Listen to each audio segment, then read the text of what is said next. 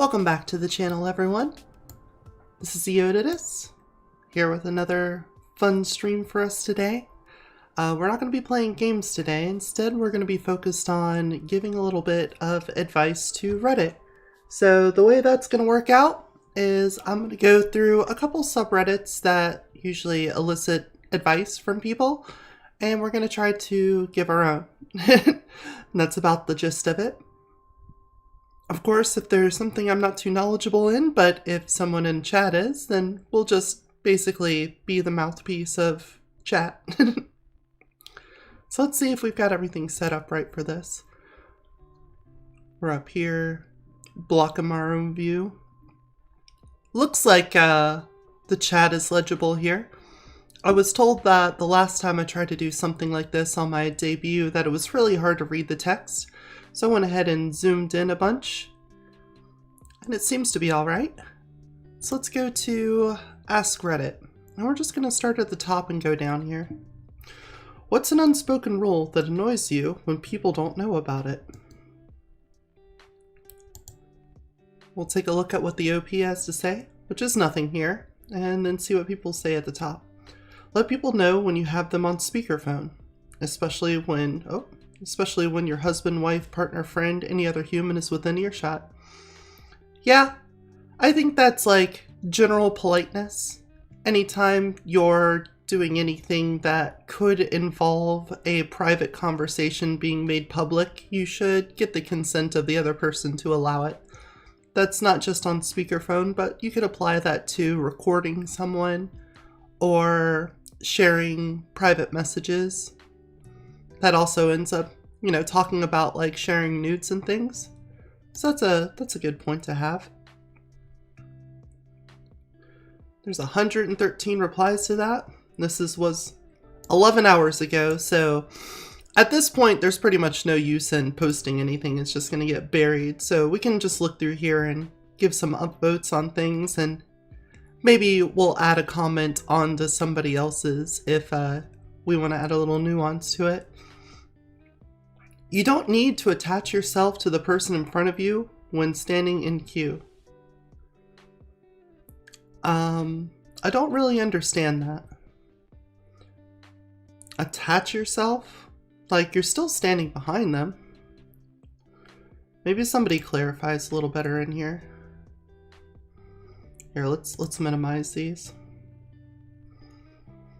I was at a theme park with this guy who was right on top of me, and I finally turned around and kind of rudely told him to back off. He didn't speak English, and a lot of cultures' personal space is just different.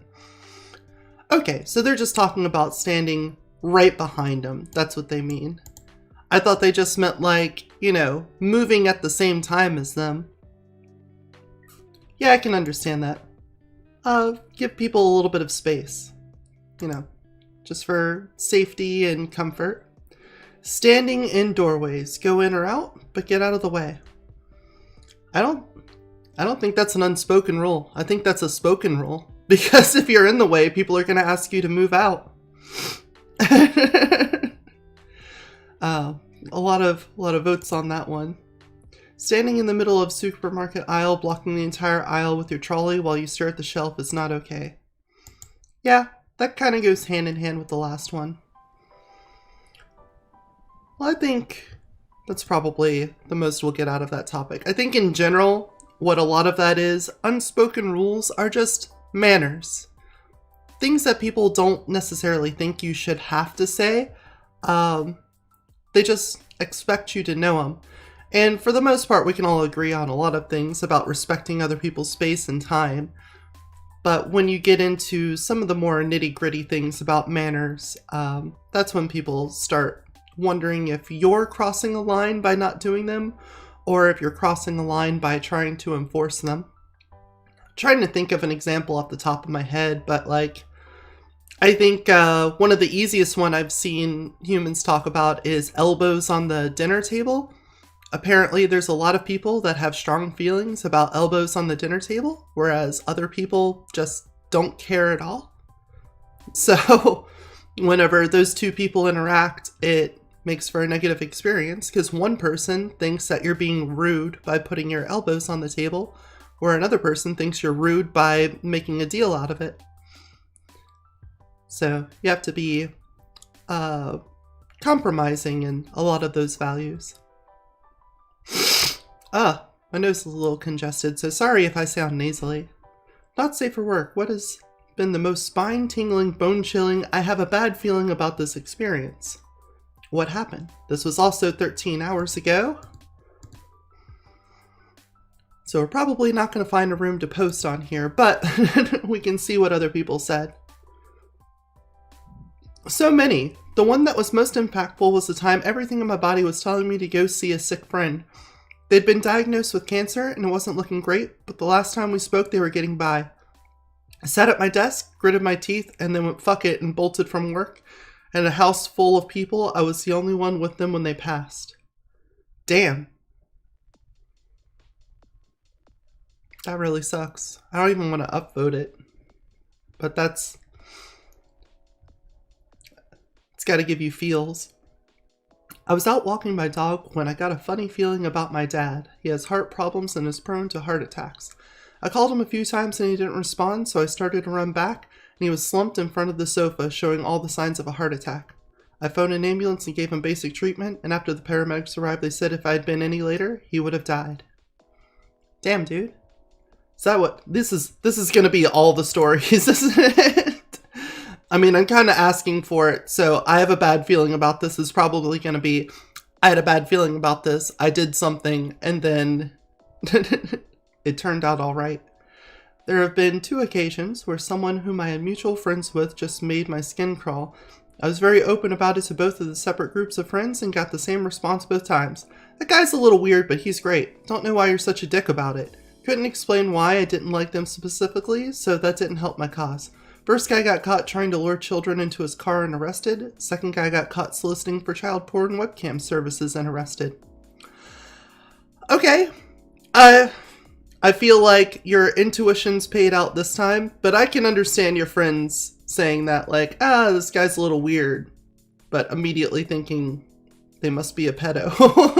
I could see that being a false flag. Like, maybe there's been other occasions in your life where you thought someone was a weirdo and they didn't turn out to be a pedophile.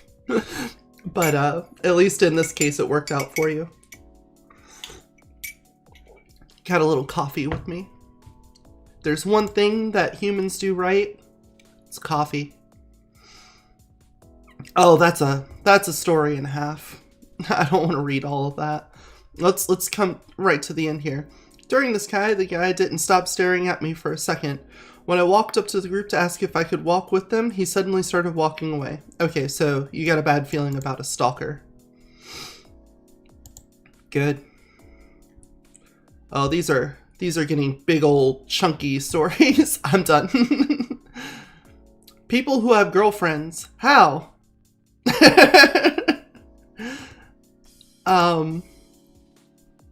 I feel like there's a lot of ways that you can end up there. I don't know, man. There was a dance at school. I thought participation was mandatory, and this lady asked me. I got scammed, and I won't complain. Oh, and they're an ice climbers, main. Oh, well. I guess not everyone can get things for free.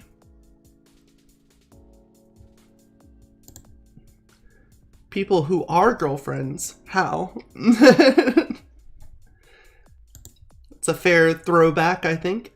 I look like Walmart brand Bo Burnham. Ever since Inside came out, I've had exceptionally more luck with women. Thanks, Bo. I don't think this person's going to get a serious response until we go to the bottom of the page.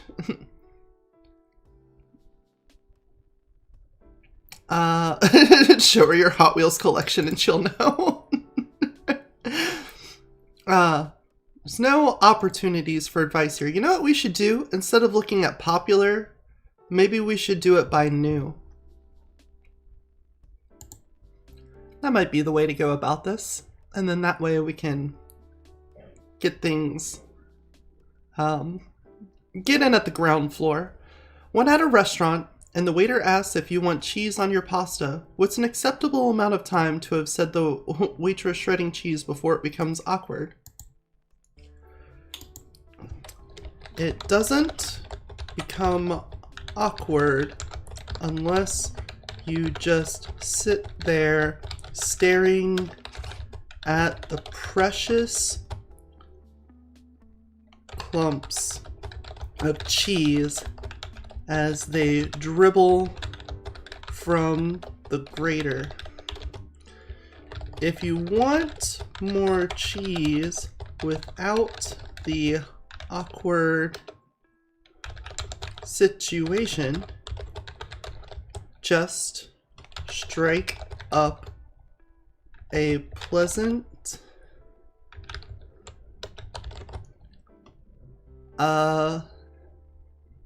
meaningless conversation with them. It could even be about the amount of cheese people normally go with.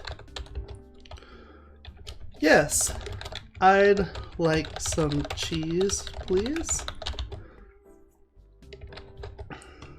I really like it when a place offers this kind of service, since I'm a big fan of freshly grated cheese. How much do you normally put on your pasta?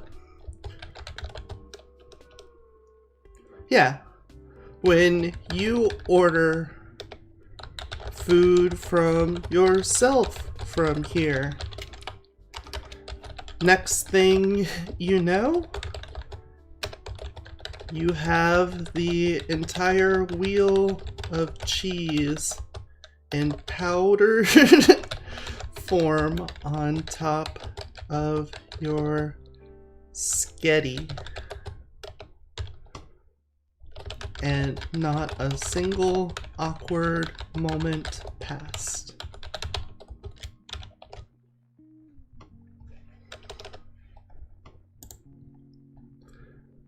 I think that's a good response, right?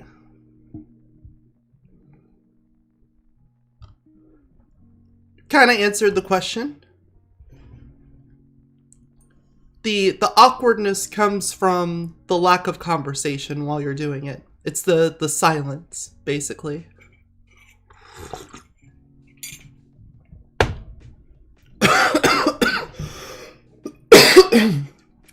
Excuse me.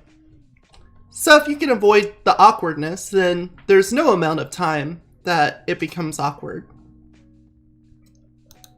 You can just avoid awkwardness altogether. Oh no. They're coming in so fast I can't click away. I have to do new tab strats. Okay, what are the best online courses? I can't answer that. Who are you and what do you want? I'm Eotidis and I want more subscribers for my YouTube channel. Studio.youtube.com. We're just gonna come down here. I think this is where I get my channel link. Basic info. There's my URL. It includes your unique channel ID, which is the numbers and letters at the end of the URL. And we're just gonna hyperlink that.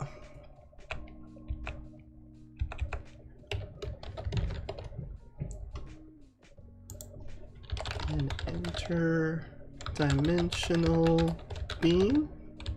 I want more subscribers for my YouTube channel. There we go.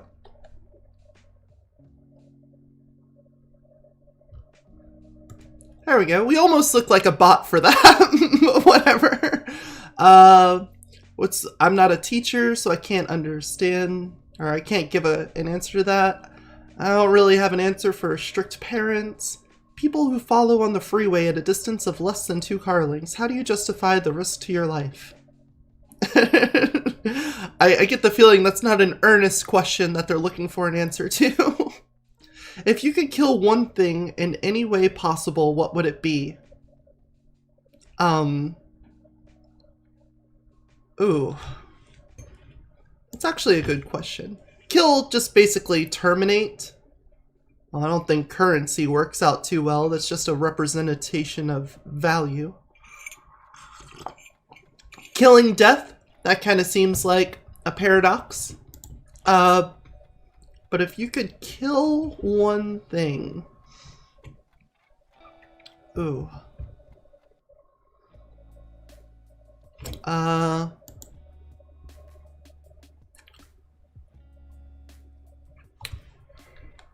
Tribalism.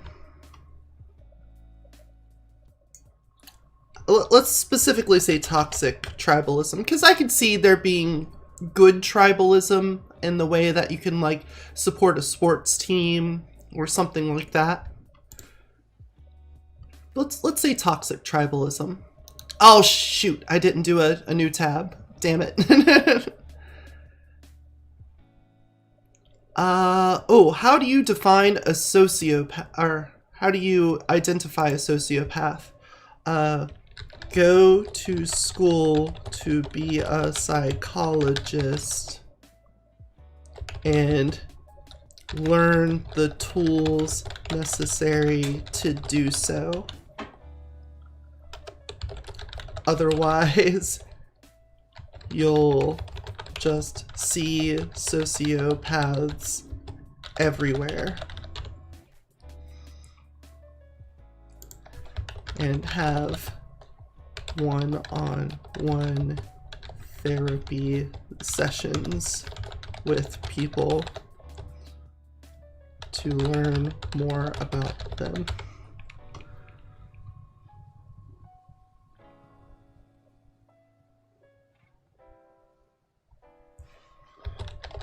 Such a diet. I think that's the best answer, because nobody should be giving that kind of poignant, almost medical advice on the internet, I feel like. You know? What book has had the biggest impact on your life? Who reads books? What's the dumbest mistake you made in front of a lot of people? Ooh. Well, I haven't been on this channel long. Let's see. Dumbest mistake I've made so far?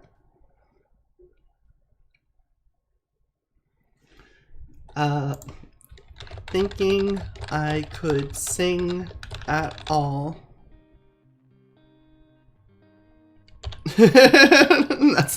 That's probably the most honest without embellishing the situation or getting into details too much.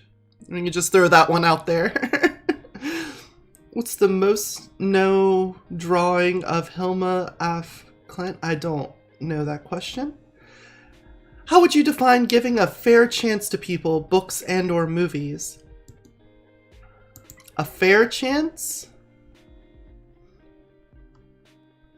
Oh, I like this. I always think of it like the rule of 20. Give people 20 seconds, books 20 pages, and movies 20 minutes. Usually you can get a pretty good gauge of things. I like that answer. Because you can learn a lot about a person in just a few seconds by how they carry themselves, their what their aesthetic choices are, how they speak, and you can pick up a lot on them. A book, you kind of get the same feeling about an author. I can see 20 pages, basically like a chapter or so, just to get an idea of what they're like. And movies, 20 minutes for a similar thing, because it's going to be a bunch of people's ambitions and skills colliding together. So I can see needing about 20 minutes for that to pan out. Now, obviously, there's going to be times where this doesn't work out, where maybe first impressions aren't the best. Maybe somebody's having a bad day, and that happens to be the first 20 seconds you get of them.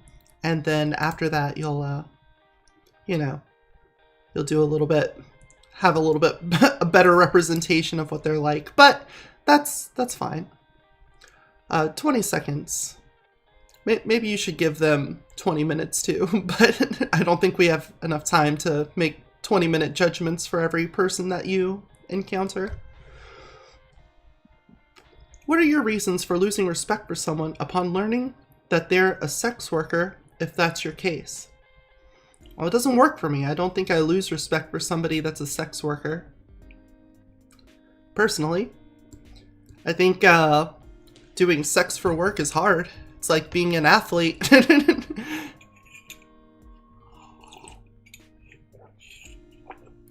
Your dad left to get milk but dropped his wallet with $2 million in it, but he calls you and asks for it. How do you respond and what do you do? That's a really weird question. I don't think that's like looking for an honest answer. What celebrity have you lost all respect for? Why? Well, I don't think I can honestly answer this question either because I don't really hold celebrities in high regard. I think they're flawed human beings. Yeah, exactly. Never had respect to lose for it. Wow. But, of course, there's going to be people with strong feelings about celebrities. I guess there's going to be some people that held them up as heroes, and you're always going to be somewhat left down in that case, because nobody can meet your idealized version. What beloved historical figure wasn't nearly as good as we were told? I think that falls into the same thing of, like, deifying people, but let's see. Mother Teresa, Columbus, Jesus. Yeah, of course.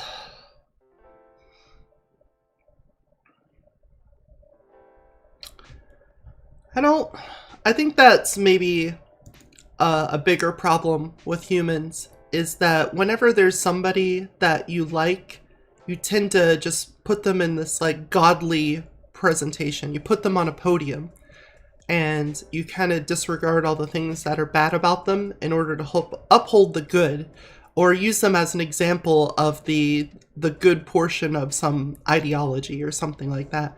Oh, I like this frame of viewing the world. This person represents that viewpoint, therefore I'm going to look at them only for their good. But in doing that, you kind of shoot yourself in the foot, because obviously every person is going to have some bad parts in their life. And if that's how you're going to categorize this framework is good because this person is good, well, then it's going to be bad as soon as people find out why they're bad. So you probably shouldn't do that.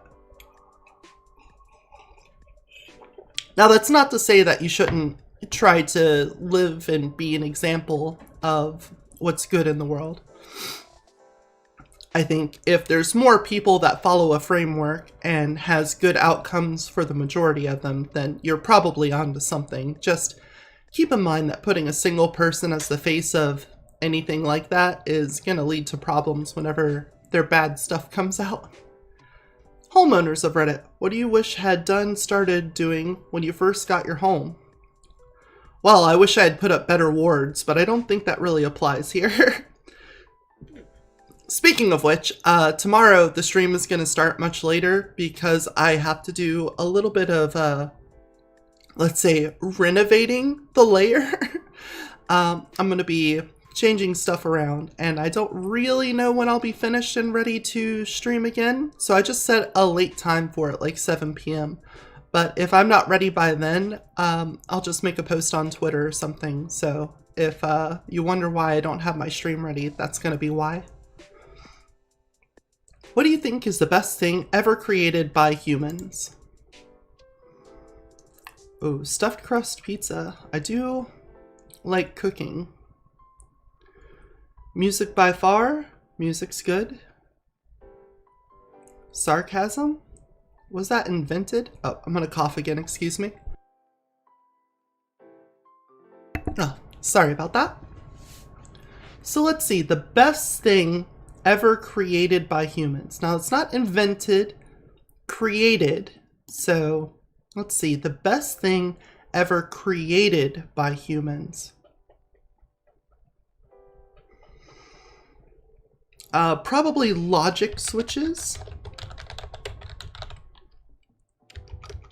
Pretty much the foundation of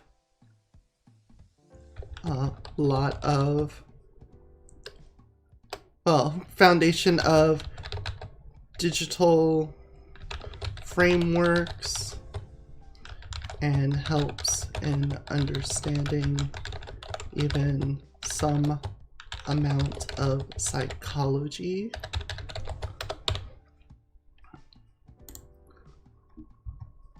Yeah, because without logic switches, nothing digital works, and you pretty much need to understand that. I see that, look, right next to my chin here, next to my eyes, I've got messages, so some people have responded to what I've said. I guess we'll save that for after I've gone through here, and I didn't do a new window again, damn it.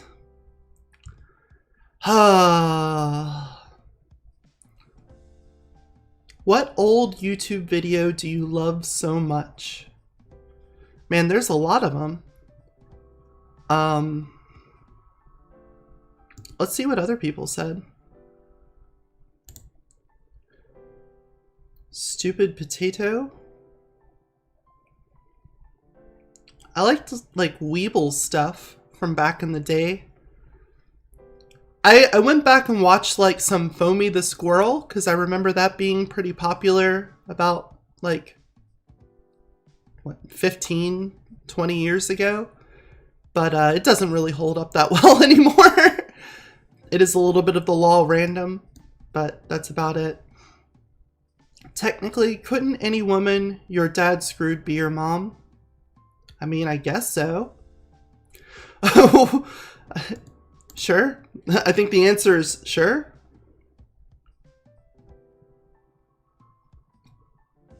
Well, okay, yeah. If you're talking about if you have no access to paternal resources, then sure. Sure. What should someone starting their 20s know?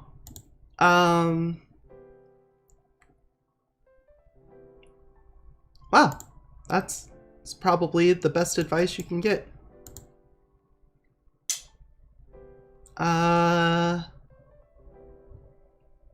Let's set reasonable expectations. Well, no, because when you tell a 20-year-old to set reasonable expectations, they take that as, don't have any aspirations. So how should we best...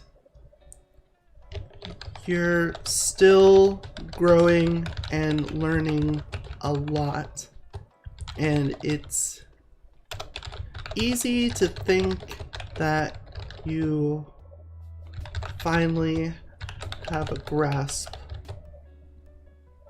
on the, let's say, the bigger picture, but you'll find that there's a lot you don't know that is informing you, that isn't informing you, I would say. That is that ignorance is influencing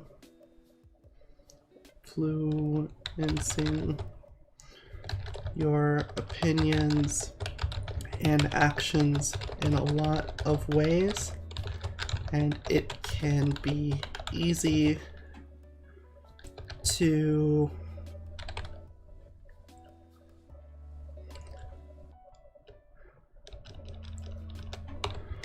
when the time comes that your worldview expands from diminishing that ignorance, take it with pride instead of hiding from it. That will serve you well in a lot of your life endeavors.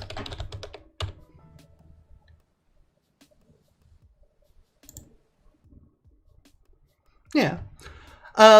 I guess that's a long way of saying sunk cost fallacy is a thing, and you don't know what you're necessarily getting into at an early age, and when you realize that you've been making mistakes, just change yourself. Recognize the problem and change it. Coffee. That's hard to do.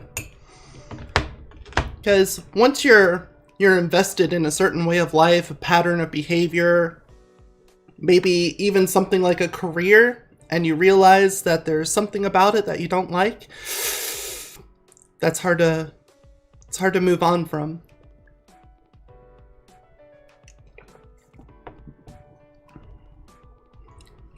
And there's not really a best answer for that, you know?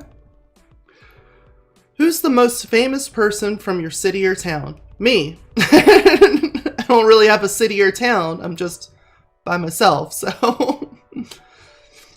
What do you do when there are riots in the streets?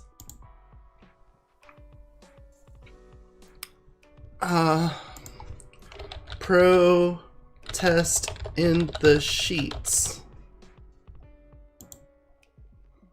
I think that's, this is a non-question, so they get a non-answer.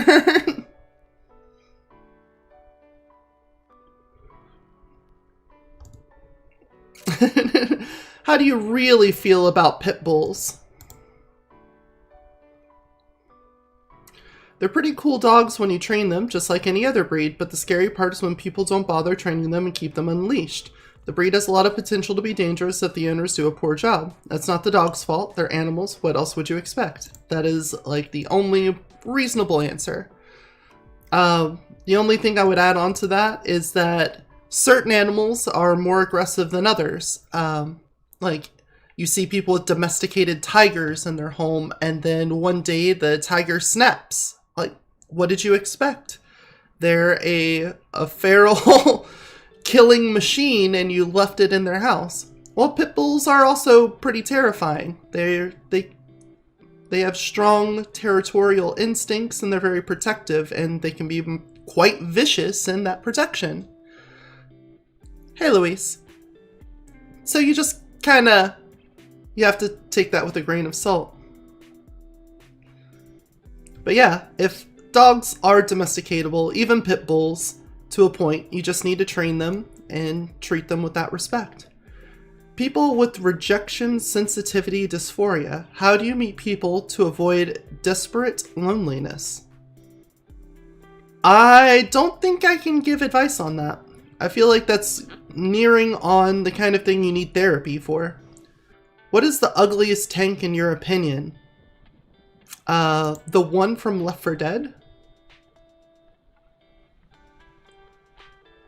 Oh, someone else said it first! Yes, update it. That's what I was gonna say, so you win. You beat me to it. Damn it, I didn't open it up in a new window. Oh well, let's start back at the top then. What would you do for $20? Deleted. Well, that lasted long. What are you currently working on? I'm streaming at the moment. we can hyperlink the stream.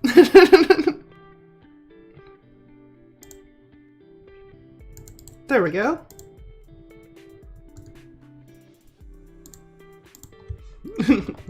Giving advice on Reddit. Well.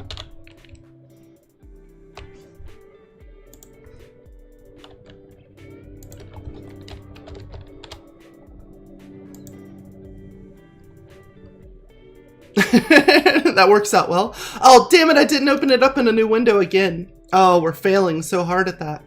What song do you listen to now that you think would have resonated with your teenage self?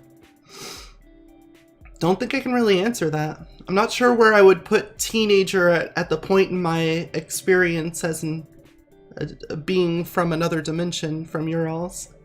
Redditors of Reddit. That's kind of redundant. Where do you go to find meme templates you don't know the name for? Google.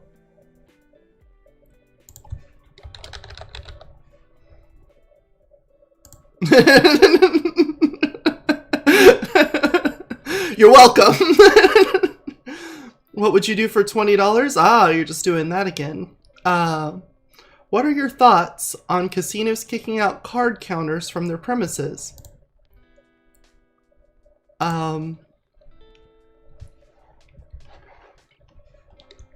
I think if your game is that easy to work around, you should get better games. However, any business has the right to refuse service to anyone. This is too long. Basically, if your game is that easy to game, get better games. That said,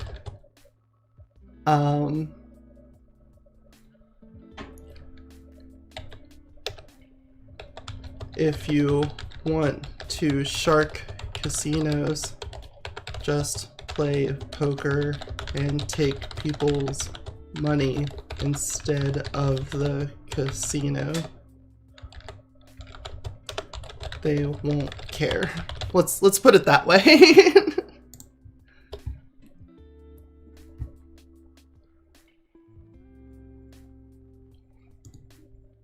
What are the pros and cons to having a pet rabbit? Yes. What's the most disturbing detail regarding the porn industry? I can't answer that. What is wrong with US healthcare, and will it be fixed?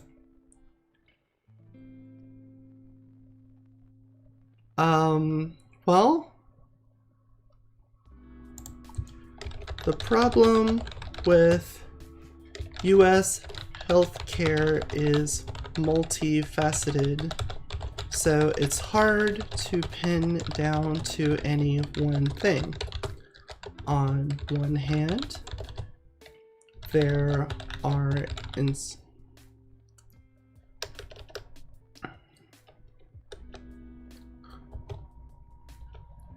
if you look at any commenter that says just one thing, that's probably somewhat true, but will never be the whole picture.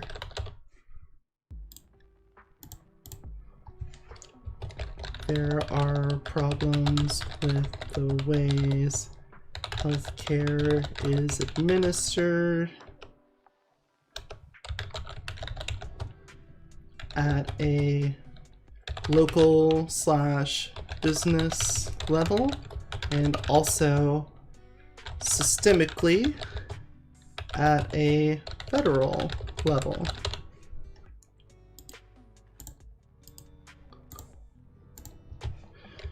There are issues with monopolistic licensure of healthcare professionals.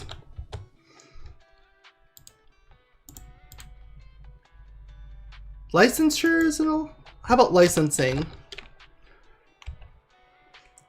And also, problem with healthcare is that people are involved and people are complicated. Absolutely true. There's issues with general health in society. There's including mental. There's mistrust of the practitioners. There's a lot of malpractice and also attempts to extract wealth from doctors by claiming fraudulently malpractice, etc. the whole system is affected strongly by any one of these, and certainly a whole lot more.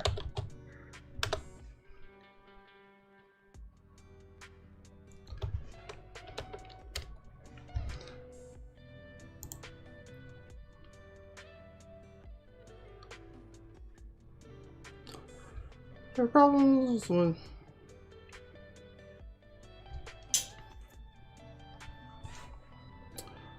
Yep, I was just reading back through that. I'm sorry, I was a little quiet there for a second, but I was just reading it again to make sure it made sense. I hate that everyone says that the profit incentive is the problem here, when I really don't think that's the crux of it. I think you could make a good argument for a profit incentive being bad for healthcare, just because at the time when you need emergency medical aid, you can't really do like a cost-benefit analysis and look at competitors and see what their rates are. Any of the things that a conscious consumer is supposed to do in a market situation. But at the same time, a hospital is a business, and they need to get their money from things, and that does affect your I don't want to say morality, but I guess we could just say your like ethical baseline, because you could upcharge people knowing that they don't really have a way to get around it. So I mean, I want to say that there is some truth in what they're saying here, because a profit motive can lead people to get poorer healthcare because the hospital is a business trying to extract wealth from the consumers. But at the same time, like, I don't think a single payer healthcare system gets rid of a lot of these other problems necessarily, and you're just going to end up with more problems if you don't deal with them. So hopefully that's a good answer for them. And then maybe they can also look into some of those things I mentioned. People who quit the restaurant service industry during COVID. What made you quit, and what are you doing now? Can't really answer that, sorry. Ladies, what would you say differentiates a genuinely nice person from one of those nice guys that y'all don't want to date?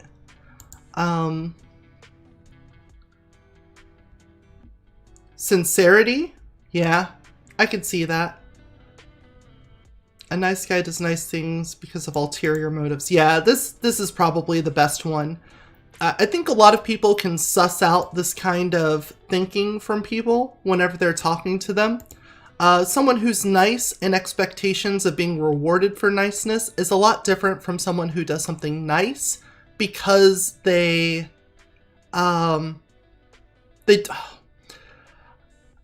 I want to say like a genuine desire to make the world a better place, but I think also it comes down to just having those behaviors that appreciate other people in your life. I don't think it has to be a conscious thing of, I'm doing this nice thing because I want the world to be a better place. You just do it because you think it's the right thing to do, and so you do it. And I think people can notice that. At least if the person's being genuinely nice because they want the world to be a better place, or if it's because of subconscious desire to do the right thing, you can tell that in comparison to somebody being nice to get something back. So I think these two answers pretty much nail it. Yeah, this is it. It's like performative. That's probably the best word. Virtue signaling, performative niceness, that kind of thing. I don't even think it has to be sex. They could still want the relationship part of it, not necessarily sex. But, you know, I think that's still a pretty good answer there. Hey, what tastes better than dick pussy? Oh shoot, I didn't open it up in a new one. Medium rare. I was going to go with food. Bacon. Yeah, I like bacon. Yeah,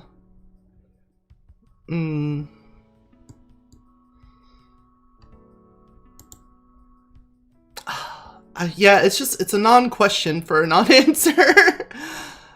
Oh no. So we restarted again. Let's go back up to the top. What evil thoughts are messing up your mind right now? Maybe we should look at some of the responses. How about that?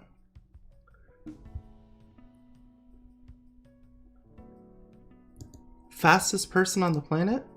Where do you go to find meme templates you don't know the meme for? Oh. Well, sure, I just sorted by new and I answered it. I'm not particularly fast. It's not like I was waiting hand and foot on you. Oh, this one was, what's the dumbest mistake you ever made? And I said, sing. I thought I could sing. I've done that before. You expect you're going to sound at least a bit like the singer only to hear cracks and cranks from your mouth? Yep. When at a restaurant, oh yeah, this was my cheese answer. How do you identify a sociopath? That's because they are. Okay. Well, we'll back out then. Is this the best? Do I have the best answer? You're weak if you care about the awkwardness of the situation more than your desired mountain of cheese. Cheese is important, more important than social interactions. Take it. 4 hours. Okay, so we're not the top answer, even though I feel like I put my heart into this one. But, oh God. Excitedly chanting more racist, any awkwardness. You know what? That also works. You don't have to strike up a conversation. You just have to not have quiet. How do you identify a sociopath? You go to school to be a psychologist and learn the tools necessary to do so and have a one-on-one therapy session with people to learn more about them before making such a diagnosis. Otherwise, you'll just see sociopaths everywhere. Well, that's because they are. Kind of true, I guess. Okay, let's get back to this. I feel like we're on a roll here. We're getting some real good answers out. How often do you look things up on your own as opposed to just asking someone around you? All the time. All the time. I usually look something up and then also ask someone by saying something like, hey, I just heard about blank, read about blank. What do you think about that?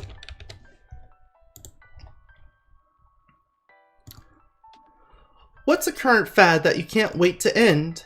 Yep, TikTok. I was gonna say that first. We'll just give you an upvote. You win. Honestly, it's not that bad. Of all the things out there for people to get hooked on as far as fads go, it's not that bad. The problem is like TikTok trends that are toxic from the outset, like pranking people, and the pranks are not fun. They're just cruel or mean. That kind of stuff we can just get rid of. But that's not really limited to TikTok. It's just the current incarnation of it. So wanting that to end, I don't think is going to happen, but we can at least hope. We can dream. If you're in your 40s or 50s, what career moves are you making? I don't think I can really answer this for people. Again, I don't know how to translate my lifetime into people life, especially when I've been outside of your society. What is the meaning of your life? That's all we can say to that. 42. What evil thoughts are messing up your mind right now? Ain't gonna tell you. Nice try, FBI. Maybe next time. Winky face. What online viewer trend makes you roll your eyes? Is it gonna be TikTok again? Wait for it. Wait for it. Oh, every trend makes me roll. Okay, people are giving actual answers. How about this? Brands trying to meme in order to get bigger brand awareness.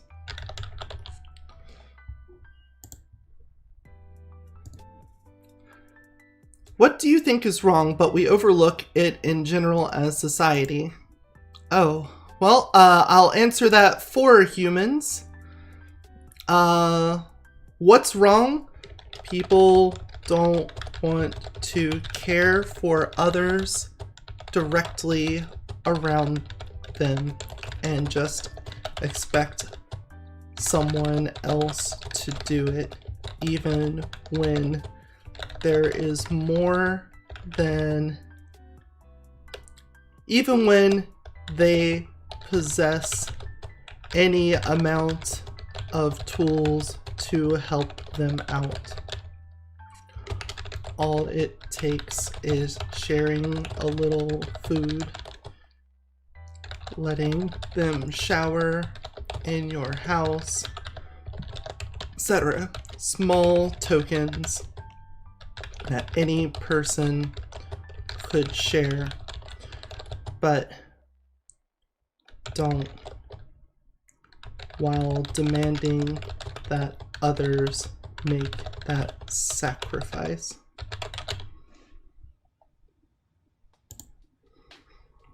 Because this is like a specifically, I don't want to say Western, more American problem, because you can see this in a lot of other societies where people that are not part of a family, but just kind of part of the town or smaller society will look out for each other.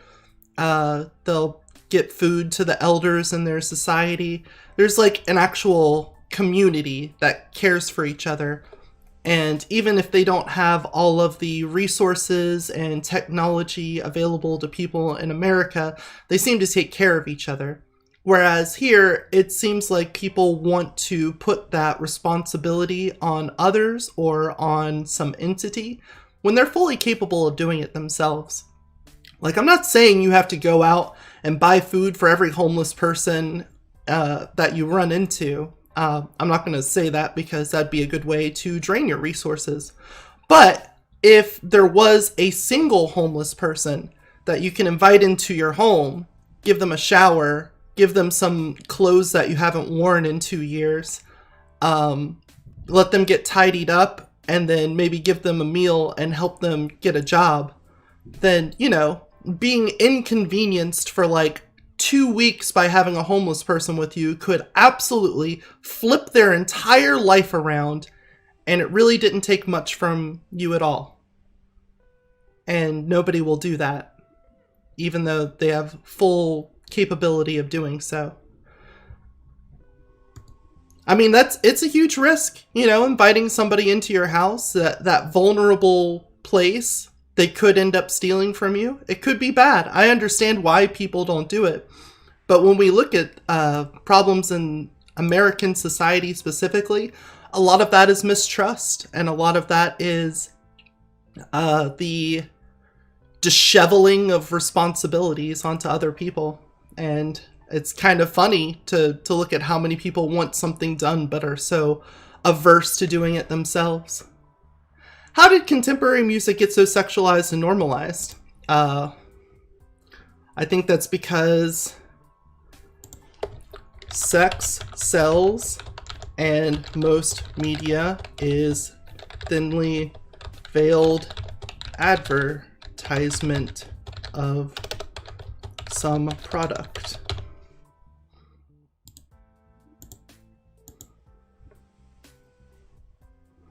I think that's pretty simple.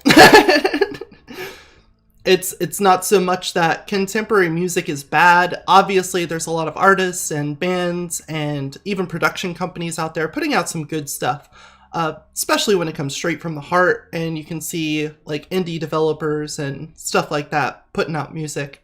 But if you're talking about like mainstream music and all it seems to be is a really regurgitated, recycled beat that you've heard everyone do, I think the biggest one that you'll hear is mumble rap, because they all have that same cadence when they speak.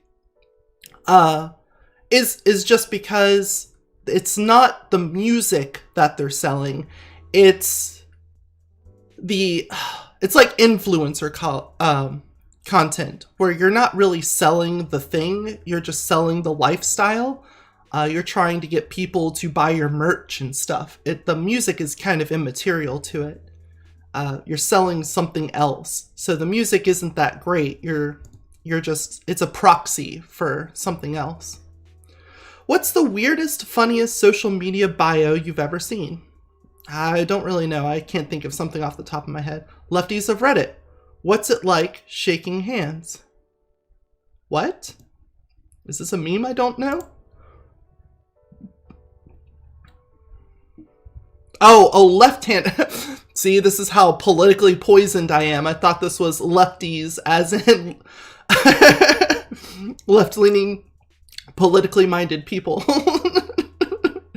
God damn it. I wish I had some grass to go touch. Fine, I shake with my right hand. Very, very easy since the most basic movement. Yeah, I can't imagine that being that hard. To the people who peaked in high school, what's your life like now? That sounds like a depressing trip to go on. Let's not do that. Men who cured their erectile dysfunction. How did you do it? Medicine, I would guess. I don't know if you can cure it without something else. Maybe it is biological or psychological, or maybe it's psychological instead of biological, but I really thought it had some kind of root in biology. You know, let's click it just to find out. There's 3 answers. Okay, I gotta give it up for the pun. Thank you, coffee. You can't get erectile dysfunction if you have no penis. Fair enough. Okay, I kind of hoped there was going to be legitimate answers to that, but whatever. People who often binge eat, how do you counter? What? What is this question? Water, soda, and binging go. Oh, it's like competitive eatings. Oh, okay. People that do stuff like that. All right, yeah. Not having brainless media to consume at any disposal 24/7. Amputees with prosthetic arms, legs. How often do you prank people with your removable limbs? I'm just gonna guess all the time. I don't think there'd be a way I couldn't make fun of that. I had a teacher that would step in mud so his fake leg would get stuck, but he'd hop out of it and keep going like nothing happened. That guy sounds like a lot of fun to hang out with. What do you hate about Philly the most? I don't know. That's like a very specific question to ask to like a wide group of people. Why not go to like, I'm sure there's like a Philadelphia Reddit. Here, let's go. Reddit.com/r Philly. Look, see? There's only 4,000 people here. Oh god, can we spell Philadelphia off the top of our head? Philadelphia? Damn it. Okay, we're gonna run away from that so we don't have to spell things. People with kids can't answer that. Who's more of a dick than people realize? Elon, Bill Murray, Neil deGrasse Tyson. I guess so, but I think that comes back to putting people on pedestals. Because they're probably just a regular amount of dick, but people have put them on such high pedestals that any amount of dick just becomes more dick than they realize to begin with. What's the funniest other than like, obviously there's some really great people out there that have that expectation of low dickishness. Like Mr. Rogers probably comes to mind. He seemed to have been someone that was minimally dickish. Bob Ross seemed to be minimal dickery. So there are some people out there that justify that view of minimized dickishness. But for the most part, just stop putting people on pedestals and you won't be surprised by their dickery. What's the funniest thing someone has done to impress you?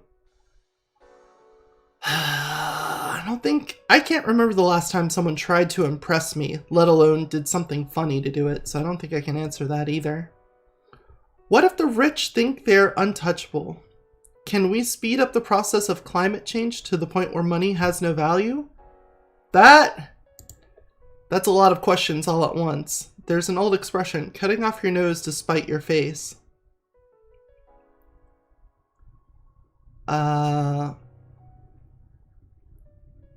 Okay, this person, I'm not going to go into this because this person seems like they are for accelerationism, which is basically wanting bad outcomes to happen to spur on good change.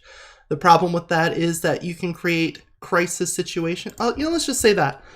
it sounds like you're in favor of accelerationism.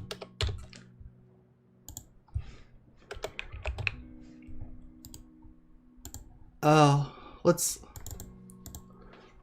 try to see what Google has to say about accelerationism, or DuckDuckGo. Okay, so that's how you spell it. Thank you. Oh. Copy. I would warn you that if you employ this tactic to spur on change, it won't be in the way you want, almost guaranteed.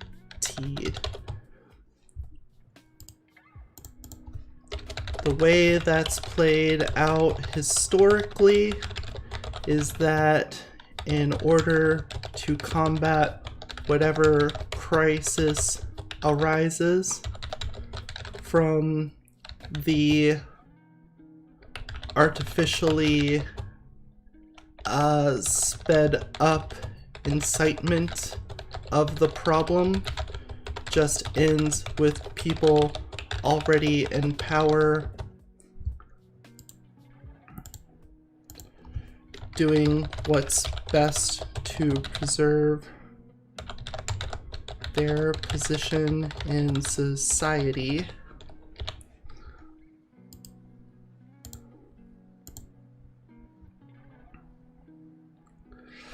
Sounds like you're in favor of accelerationism. I would warn you that if you apply this tactic to spur on change, it won't be in the way that you want, almost guaranteed. The way that's played out historically is that in order to combat whatever crisis arises from the artificially sped up incitement of the problem, just ends with people already in power doing what's best to preserve their position in society. If you sped, in other words, if you sped up climate change, then the people with the means to survive it would do so for themselves, not suddenly change to help others survive it, let alone prevent it getting worse.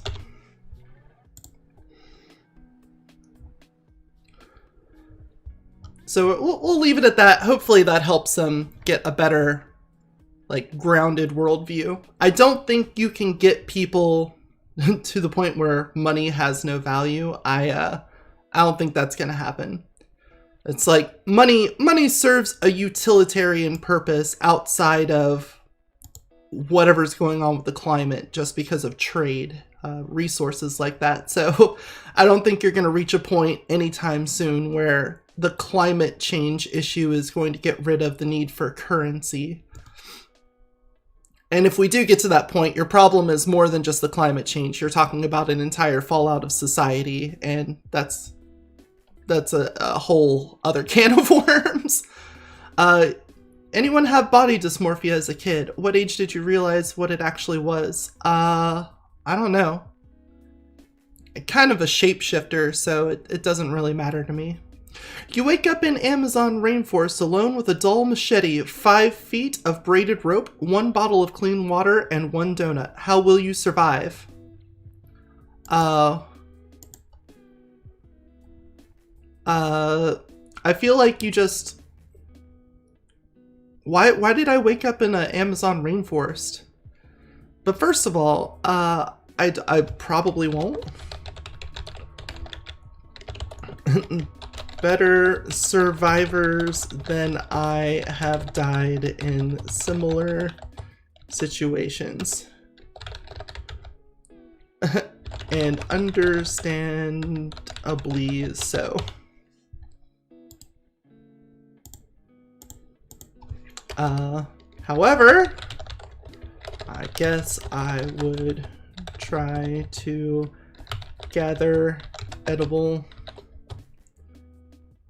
Oh, Let's just leave it at that. Because I don't even know how I would go about trying to survive. It very well... It not very well? Not very well, yeah. Not very well. That's basically the only answer to that. You're just not gonna survive, I'm sorry. What do you think is the most interesting psychology phenomenon?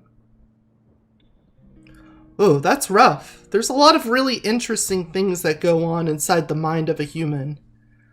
I think just because I've dealt with so many video games and stuff, I would say the Skinner box.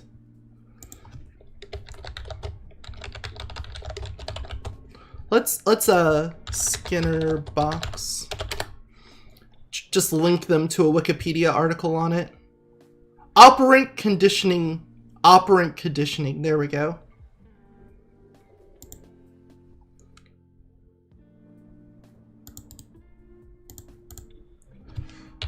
Operant conditioning.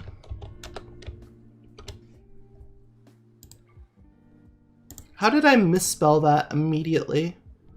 Operant. Okay, I didn't misspell it. It just red squiggly lines it. Hyperlink. Basically, you reward people with like random outcomes and it gets them conditioned to keep doing it. Like little dopamine hits. We'll just leave it at that and they can look into that a little bit more. Oh, dreams? Dreams are also really interesting. Let's not... It's good to look through these other answers because people consider stuff I didn't think of. Phobias was one of the first things that came to mind, but I think it's not that interesting. Like, understanding that people are pattern-seeking animals and having a negative interaction with a certain aspect or icon in reality is gonna, you know, end with you averting yourself from the risks of interacting with that particular thing or icon. So, you know, hey, you got bit by a spider once, or you saw someone bit by a spider once, you now have a phobia of spiders. It seems completely reasonable. You saw a pattern of behavior, exposure to spider led to negative interaction. So, phobia is kind of boring, to be honest. Biases, also kind of the same thing. It's mostly pattern-seeking behavior. And I didn't open it up in a second window again. Dang it. Okay, we'll look at response then. This time. What does this time mean? Oh. Well. Hey, if you're going to give low effort answers, or low effort questions, I'll give low effort answers. All right, let's go to ChangeMyView. We'll change wheels a little bit here. We're going to still keep up with the new because I want my answers to be read and not just sit at the bottom of a 10,000 comment reply chain. ChangeMyView, the American dream isn't dead. It's just been redefined, mostly by demand from the tech industry. I don't really disagree with that, so I don't think I can change their view. I do think that the American dream isn't the same dream that it was whenever the term was coined, like maybe the 50s or 60s. I think people have different goals in mind, and that shows through the culture. So, yeah. Excuse me, let's coffee up again.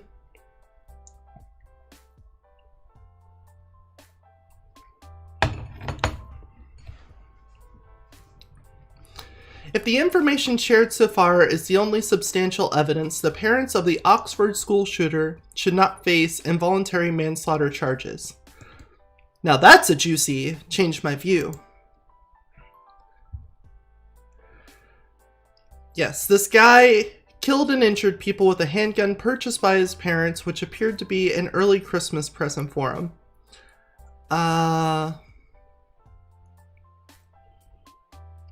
Alright, yeah, we'll just go down to the summary, because I already have my understanding of the case, so... And this seems like supplemental to their view, which is nice if we're directly accessing it. It seems like there were choices that his parents could have been made that might have prevented this, but they are perfectly understandable and normal choices when looked at individually. Sure, a very responsible parent could have put those warning signs together and decided it was an urgent emergency, but charging them of the serious crime is a giant overreach and appears to be more of a lesson to others approach than anything. TLDR, allowing 15-year-olds access to guns isn't unusual and probably isn't illegal. Not realizing mental health issues are serious is understandable. Inaction by the parents in this case doesn't seem close to involuntary manslaughter to me. Being a bad or lazy parent isn't a criminal offense in itself. As a parent, this is beyond absurd to me. Your kid just drew a picture of a school shooting and you were called to take him home. You take the fucking kid home. Hell, if my kid did that, I would be taking him to emergency intake for psych hold. Yeah, see, here's the problem for me is in this case, the kid had already been in trouble for potentially violent imagery and whatnot, and then his parents give him a gun. I don't... So, unlikely that is all the evidence, but they didn't just dismiss it. They knew and understood it. They said, don't get caught. Is that not acknowledgement of the high risk to shoot people? Yes, this. So even though this is a new thread, I don't think there's much I can add here because these first two just kind of nail it from the beginning. He had warning signs of being a disturbed child that was going to do something violent, and then you hand them a gun. That, I just don't understand how you can't be culpable for that. It'd be the same even if this wasn't a gun.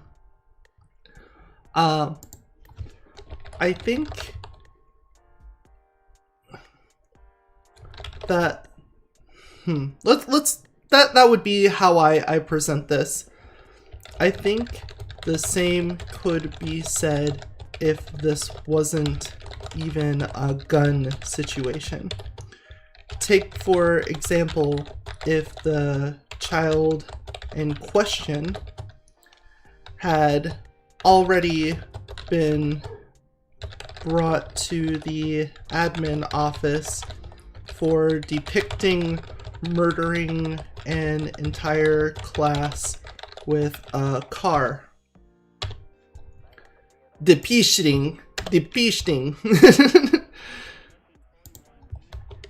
If someone had fantasies about running over classmates, then you gave them a car and told them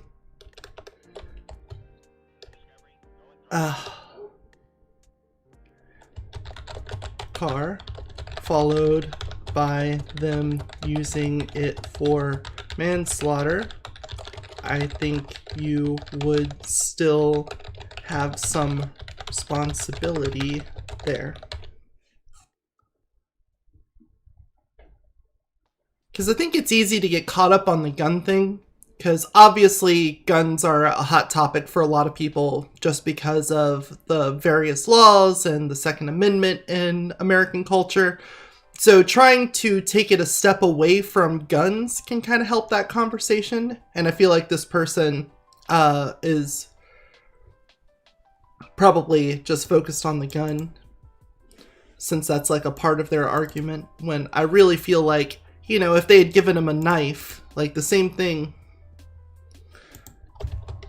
Same if it was a knife or anything else. If your child shows signs of violent behavior with a potential weapon on their classmates, it's irresponsible to the highest degree to give them said weapon.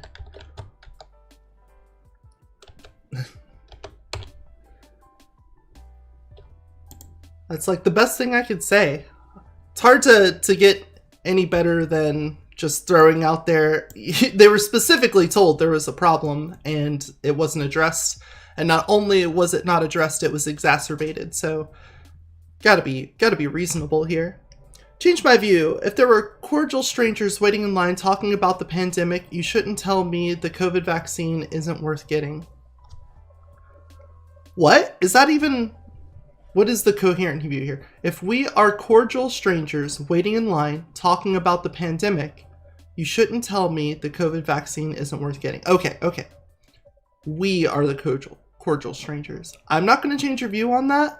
I think that just comes down to being understandable. You're just trying to... a lot of people... Oh, what's the best way of putting this? They're like... evangelical about certain beliefs. You feel so strongly about them that you want to share them with other people to try to get them to change their behaviors and follow suit.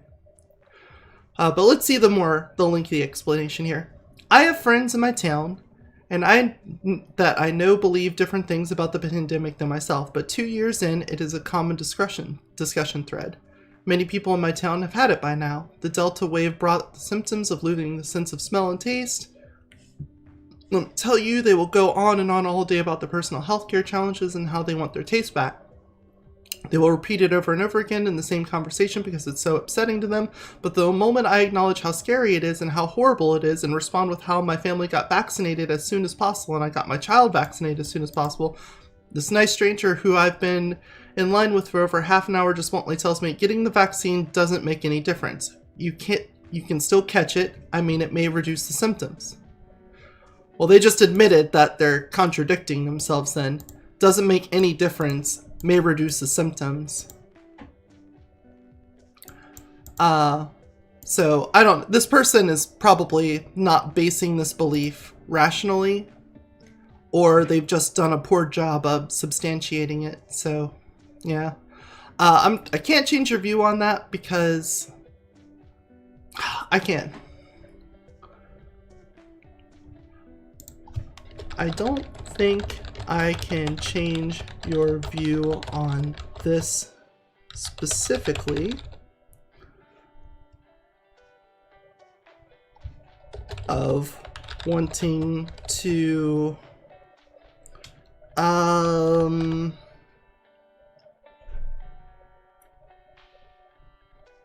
raise skepticism on vaccines.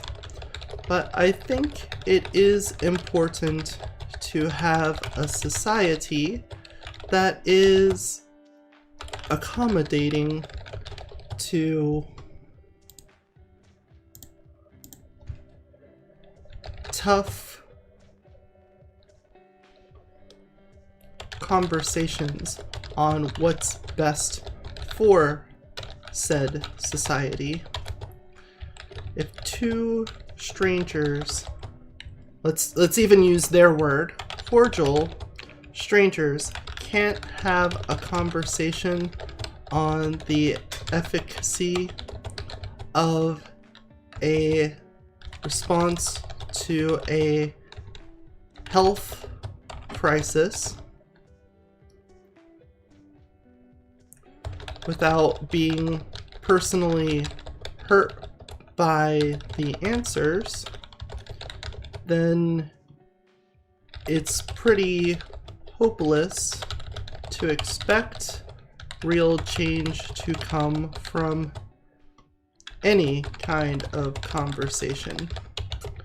You're not going to be close friends with everyone. This extends beyond pandemic related issues.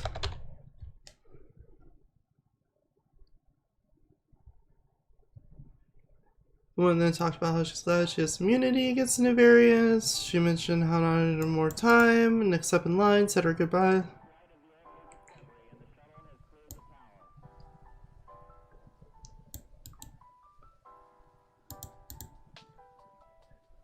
She's being brainwashed. She should realize how stupid she sounds outside of her cult.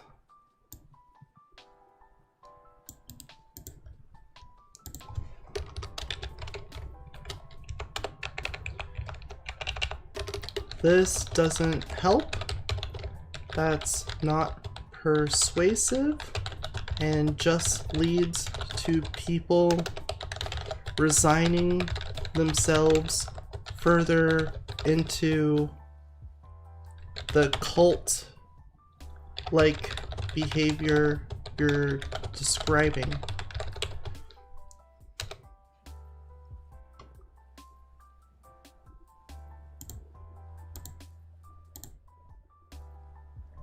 Hopefully that's helpful, because it sounds like this person is combative, and that doesn't help in their case.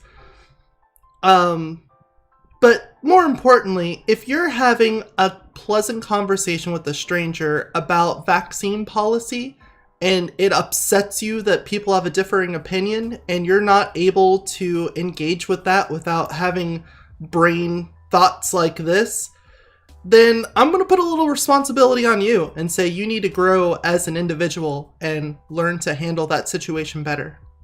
Because obviously, not every person is going to have a well thought out logical explanation for everything they believe. So, you know, different approaches are going to work better for different people. But if they're being nice, they're not like pulling a mask down and spitting in your face or like raising their voice. How can you get upset at that? You could just talk about it. It sounds like this person wasn't like particularly angry. Like, just talk to them. We said our goodbyes in a pleasant and congenial manner. So what's wrong with that? You shouldn't tell me the COVID vaccine isn't worth getting. Okay, well, you know, I'm sure they feel that they could make this exact same change my view. If I'm standing in line, you shouldn't tell me to get a vaccine. Ugh! So, I don't know. I feel like that's a problem.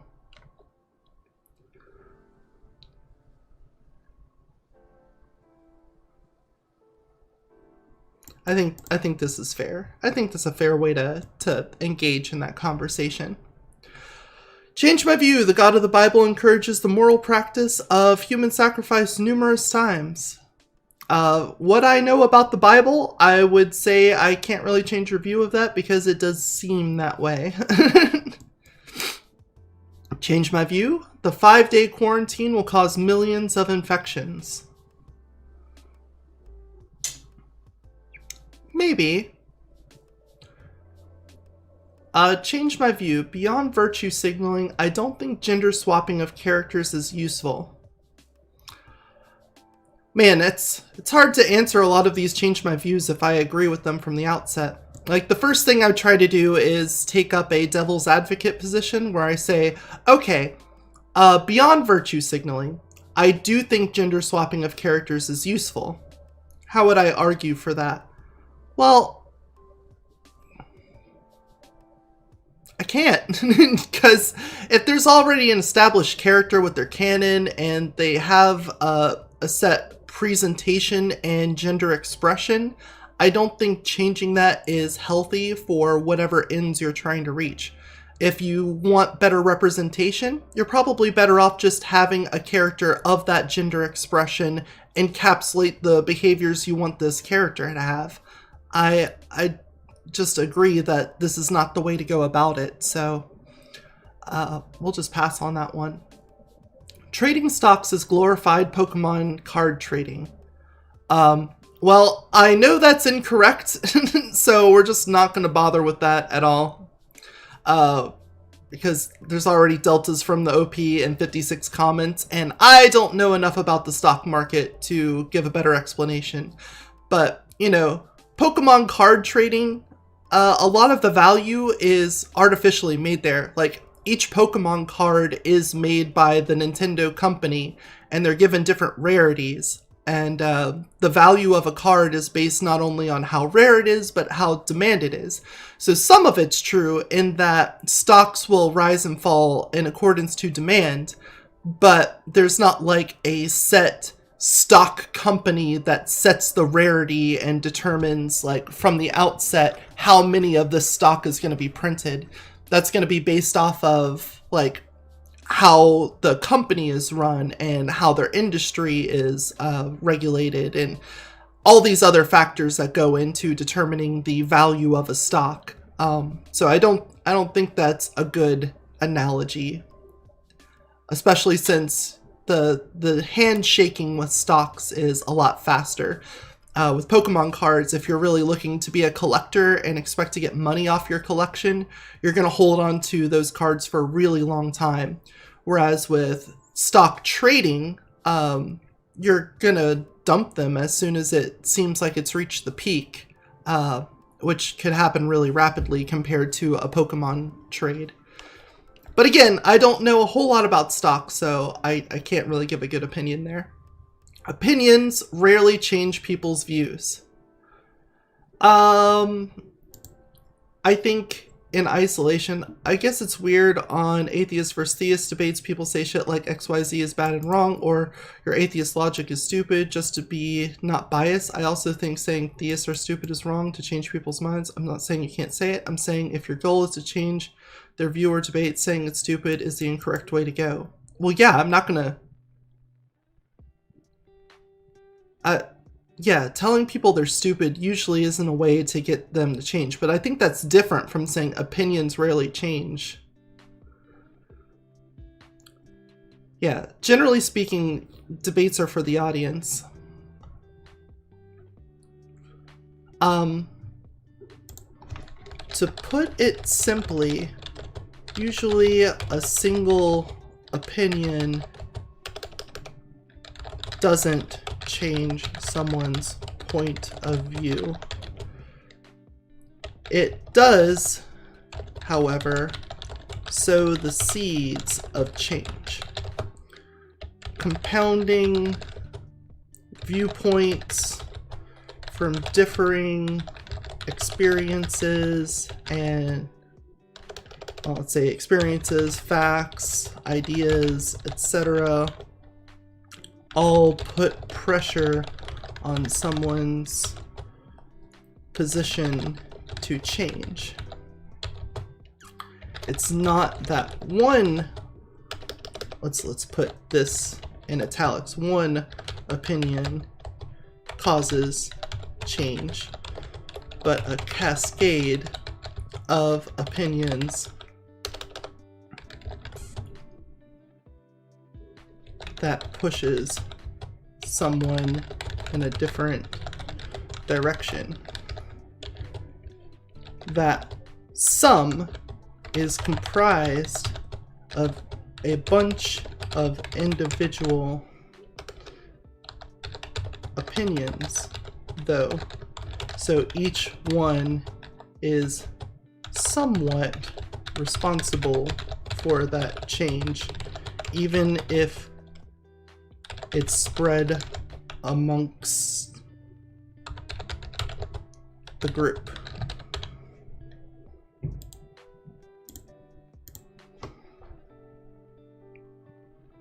I think that's fair. Like, I think I see this a lot with debates in particular. You can start off with a debate topic that is very poignant, very direct, and try to tease out all of the ideas that go in behind each position, and you're probably not going to change someone's view immediately, but because you brought up questions about a particular view and gave some answers, it gives a sprinkle of skepticism to them. And then that person could go on an adventure of digging into that skepticism and maybe come out with a different worldview. And if not, then they might come out of it with a different appreciation for a differing worldview or a more nuanced view of their own position. So either way, I feel like giving out opinions is fine. It's just not going to be a single straw that breaks the camel's back. It's one of the straws on the camel back. Programmer, go from university, have some debate over and over again. Yeah. Stay on the... Did it not post?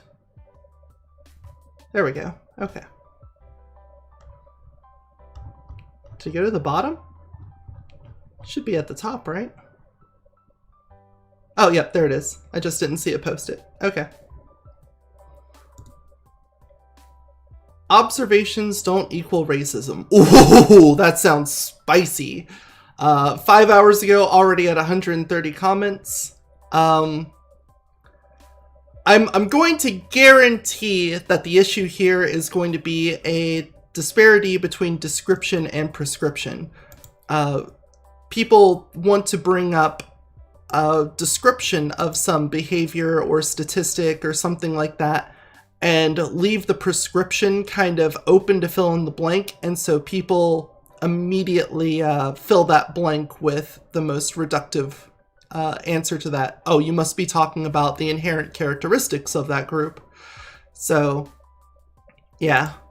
For example, blank are really hardworking people. Fill in the blank with a group of people which is based on their culture, tend to work harder than other groups. This is an observation that would not, I don't think, be classified as racist. While observing that blank people are very... Okay, so never mind on that. This does just seem like outward prejudice about groups of people. I tend to hold some of these observations in my head, but don't necessarily believe I'm racist, and since I think one race is inferior to others, but if my view can be changed, I will change my perspective. Just because the statement doesn't list some outcry, yeah. This, I can already see this person's got it. The real statement is, you're judging people based off of their characteristics. That's prejudice, and you're doing it based off of race, so it's racism. I think that's really just the crux of it. So never mind. I really thought this was going to be, when they say observations don't equal racism, I didn't think that observation was just outwardly racism. I thought they were going to mention like crime statistics or something like that. My observation should say, I've noticed, instead of blank R. That's still kind of reductive. But I feel like everyone else here has probably jumped on that. It's not like my my advice here was much different.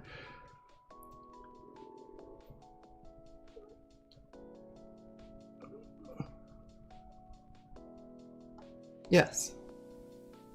Yes. Yes, this is racist. Okay, this person is just having a growing and learning moment, so I'm going to leave them to it. I don't think I need to pile on any more than that. Sometimes it's okay to leave out articles in the beginning of the sentences. Okay, go ahead.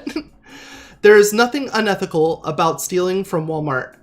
85 comments, 5 hours in, no deltas from the OP. That's going to be a good one. Let's see. I will preface this by saying I'm not advocating for any kind of personal threat, only that specifically at Walmart and only relating to their stock, nothing to do with their employees. Shoplifting did indeed get banned for good reasons. Okay, that's a fine preface. Stealing from Walmart is completely ethical because at this point, Walmart knows that theft is worth it, but of course they won't say it. What? With the massive transition to self-checkouts and AI improvement over human staff, they're saving money hand over fist. For one self-checkout, they're saving $7.25 every hour than they used to. Yeah? Of course, this is all calculated after the self-checkout pays for its own initial costs, which brings me to my second point. Okay, I don't see how stealing is justified by a cost-benefit analysis of self-checkout, so I don't really feel like that's a good 1 point. In desperate situations, Walmart theft is even more ethical. This can have an endless amount of possible scenarios as an example, but I'll use a personal anecdote. Oh no. Oh, I hate it when people use personal things for explaining a point of view, because then you have to argue their personal situation, and that inherently means you feel like you're attacking a person's personality, basically. Allegedly, I once had to go allegedly. I once had to go to Walmart for grocery shopping and hygiene products. A help provided for a family of 5, and the total I was checking out was quickly approaching the remaining total in my bank account. I worked full time but didn't make much. I'd just gotten paid and decided to skip over scanning a bag of cat food on the bottom of my cart, feigning plausible deniability. My cats at this point had not eaten all day, and I was desperate to be able to feed them. Please do not counter-argument that I can't afford cat food. I shouldn't own cats. Oh, I'm sorry. You're justifying stealing. I think anything is on the table here. I felt no remorse because Walmart made their money back literally instantly by not only the people around me checking out. Oh, this person is going through some personal growth as well here. Walmart makes insane money. They are an undeniable capitalist titan, making record profits during the pandemic because everyone needed enough TP to wipe an army's poop from Walmart. I'm very open to changing my opinion if someone could provide evidence that the average person stealing a few items from an otherwise legitimate purchase, especially out of necessity, creates net harm for employees, customers, and others. It does.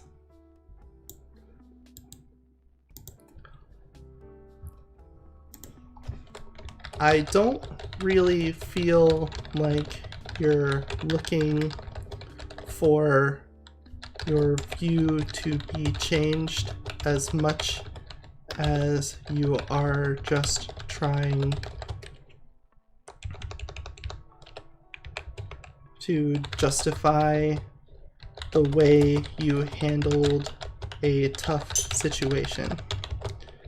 Anyone that is in a dire situation has other avenues of getting what they need than theft, especially in America.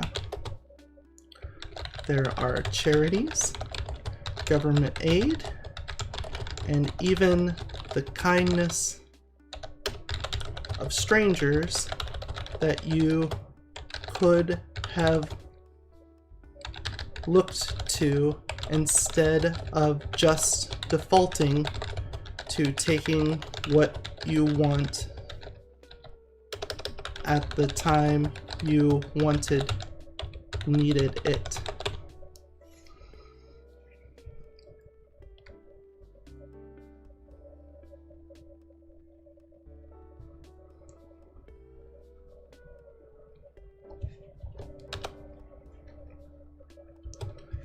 I don't think I can.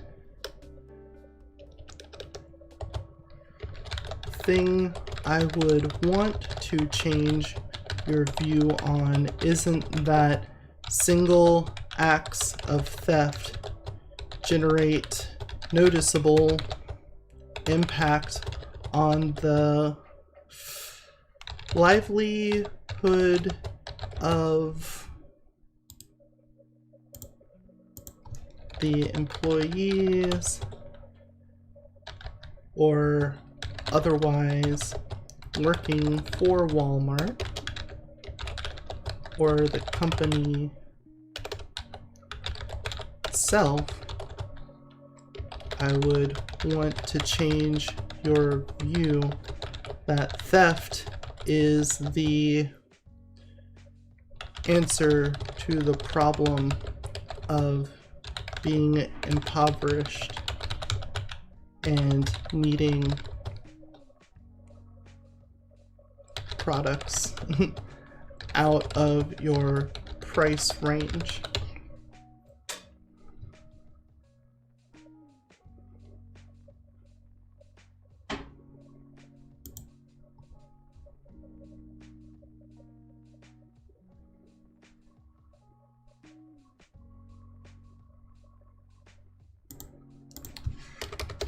That said, individual theft is still part of a larger issue of theft. You're contributing to a I don't want to say a culture. We'll use that anyway, but I feel like it's almost a meaningless word at this point, but a culture that denies there are negative outcomes for these behaviors.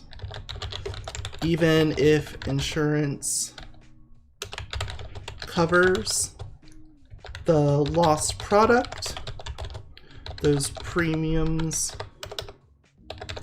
can increase with heavy amounts of theft, which create issues in pricing. These kinds of behaviors also lead to stores closing, retailers pulling out of deals and limiting stocks, etc. It seems you think that because Walmart doesn't go bankrupt from petty theft, that there's absolutely no fallout from the action, but that's simply not true. Additionally, this does not lead to the change that would make it easier for poor people to get along in society, especially if you get caught shoplifting and have to deal with the negative outcomes that bears.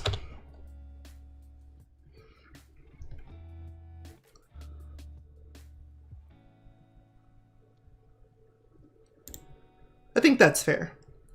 I don't really feel like you're looking for your view to be changed as much as you're trying to justify the way you handled a tough situation. Anyone that is in a dire situation has other avenues of getting what they need than theft, especially in America. There are charities, government aid, and even the kindness of strangers that you could have looked to instead of just defaulting to taking what you want at the time you wanted/needed it. The thing I would want to change your view on isn't that single acts of theft generate noticeable impact on the livelihood of employees or otherwise working for Walmart or the company itself. I would want to change your view that theft is the answer to the problem of being impoverished and needing products out of your price range. That said, individual theft is still part of a larger issue of theft. You're contributing to a culture that denies there are negative outcomes for these behaviors. Even if insurance covers the lost product, those premiums can increase with heavy amounts of theft, which create issues in pricing. These kinds of behaviors also lead to stores closing, retailers pulling out of deals and limiting stocks, etc. It seems you think that because Walmart doesn't go bankrupt from petty theft that there's absolutely no fallout from the action, but that's simply not true. Additionally, this does not lead to the change that would make it easier for poor people to get along in society, especially if you get caught shoplifting and have to deal with the negative outcomes that bears. I think that's reasonable, and hopefully that helps this person, because it seems like they were in a really shit situation and they felt like they had to steal to get what they wanted, when in all honesty, they probably could have just said, hey, I really need all of these items and I don't have the money for it. Somebody, I bet somebody would have stepped up and helped pay for it. And if not, even like the people working there might have. As long as you're not someone like begging for free stuff every time you come in and you get some kind of reputation for it, a lot of people will help you out. It's pretty common. Like, I should have probably read some responses before I gave my own, but let's see what the top posts on here say. First, every Walmart store is run by people. Stealing puts their employees in a difficult position. They have to call out stealing if they see it happening. Now they have to go through an ordeal of calling the police, blah, blah, blah, blah. That doesn't matter to me. Second, please do not use a counter argument that I can't afford cat food, I shouldn't own cats. I'm sorry, but what if you had been caught? If you had gotten in trouble or at the very least not been able to buy the cat food after feigning ignorance or not having paid for it, then you wouldn't have been able to feed your cats at all that day. And then when is the next time you'd be able to feed them? What you're promoting here is total, unreliable, and irresponsible means of acquiring what you might need to survive or support the lives of your dependents. But there's nothing stable or guaranteed about this. You got lucky stealing the cat food and now you're using the momentary good fortune to advocate for stealing? There's nothing logical about this argument. Okay, this is very accusatory. At the end of the day, you should only live according to your means, and that probably means you shouldn't own the cats that you can't afford. I think that's reasonable. I don't think that's like wagging your finger at someone just to shame them, but honestly, if you can't take care of an animal, then you shouldn't have that animal. It's not fair to the animal, and your justifications for breaking, I was going to say breaking the law, but just general unethical behavior is just going to put you down a road of bad intentions. You'll just constantly end up justifying yourself and say, I'm just doing it. Think of the kids. Think of the kids. And then you could do anything, basically. Anyway, making money and running a profitable business is not unethical. Stealing is unethical. I agree that they're looking to save money by replacing humans in their workforce. At the very least, we should make sure to go through checkout lines with human cashiers. If you don't agree with Walmart's policies or don't want to further enrich their controllers, stop doing business with them altogether rather than stealing. You simply state stealing is unethical. Why? Is it something inherent about theft itself rather than the situation dependent? Yes. Taking what isn't yours is unethical. I don't understand why that has to be explained. I mean, we can get into some really esoteric stuff about private property. Taking something that isn't yours is unethical. If the case were that Walmart was holding you at gunpoint and you stole their gun, I'd say it would be ethical, but that's really more of a case in self-defense than stealing. It is increasingly becoming difficult not to shop at Walmart. Other smaller stores are notoriously being run out of business in rural areas. But that's specifically because you're going to Walmart. But that's self-defeating. Like, you're not going... If you don't go to the small shops, then yeah, Walmart's gonna outdo them.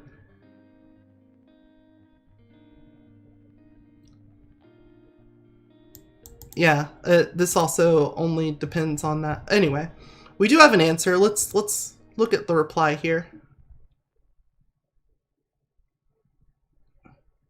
Who the hell does she think she is to tell me that my actions are worthless?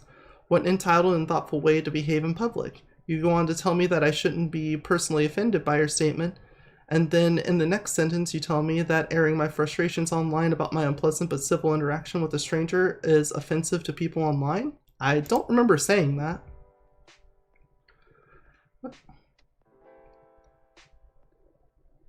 If two cordial strangers can't have a conversation on the efficacy of a response to a health crisis without being personally hurt by the answers, then it's pretty hopeless to expect real change to come beyond.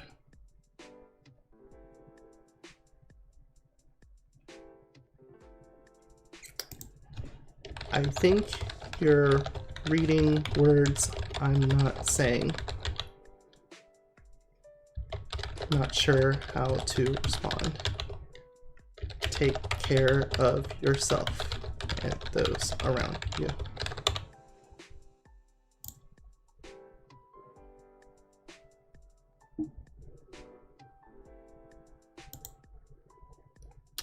Not much you could say to that then, because you're reading things I'm not putting in here.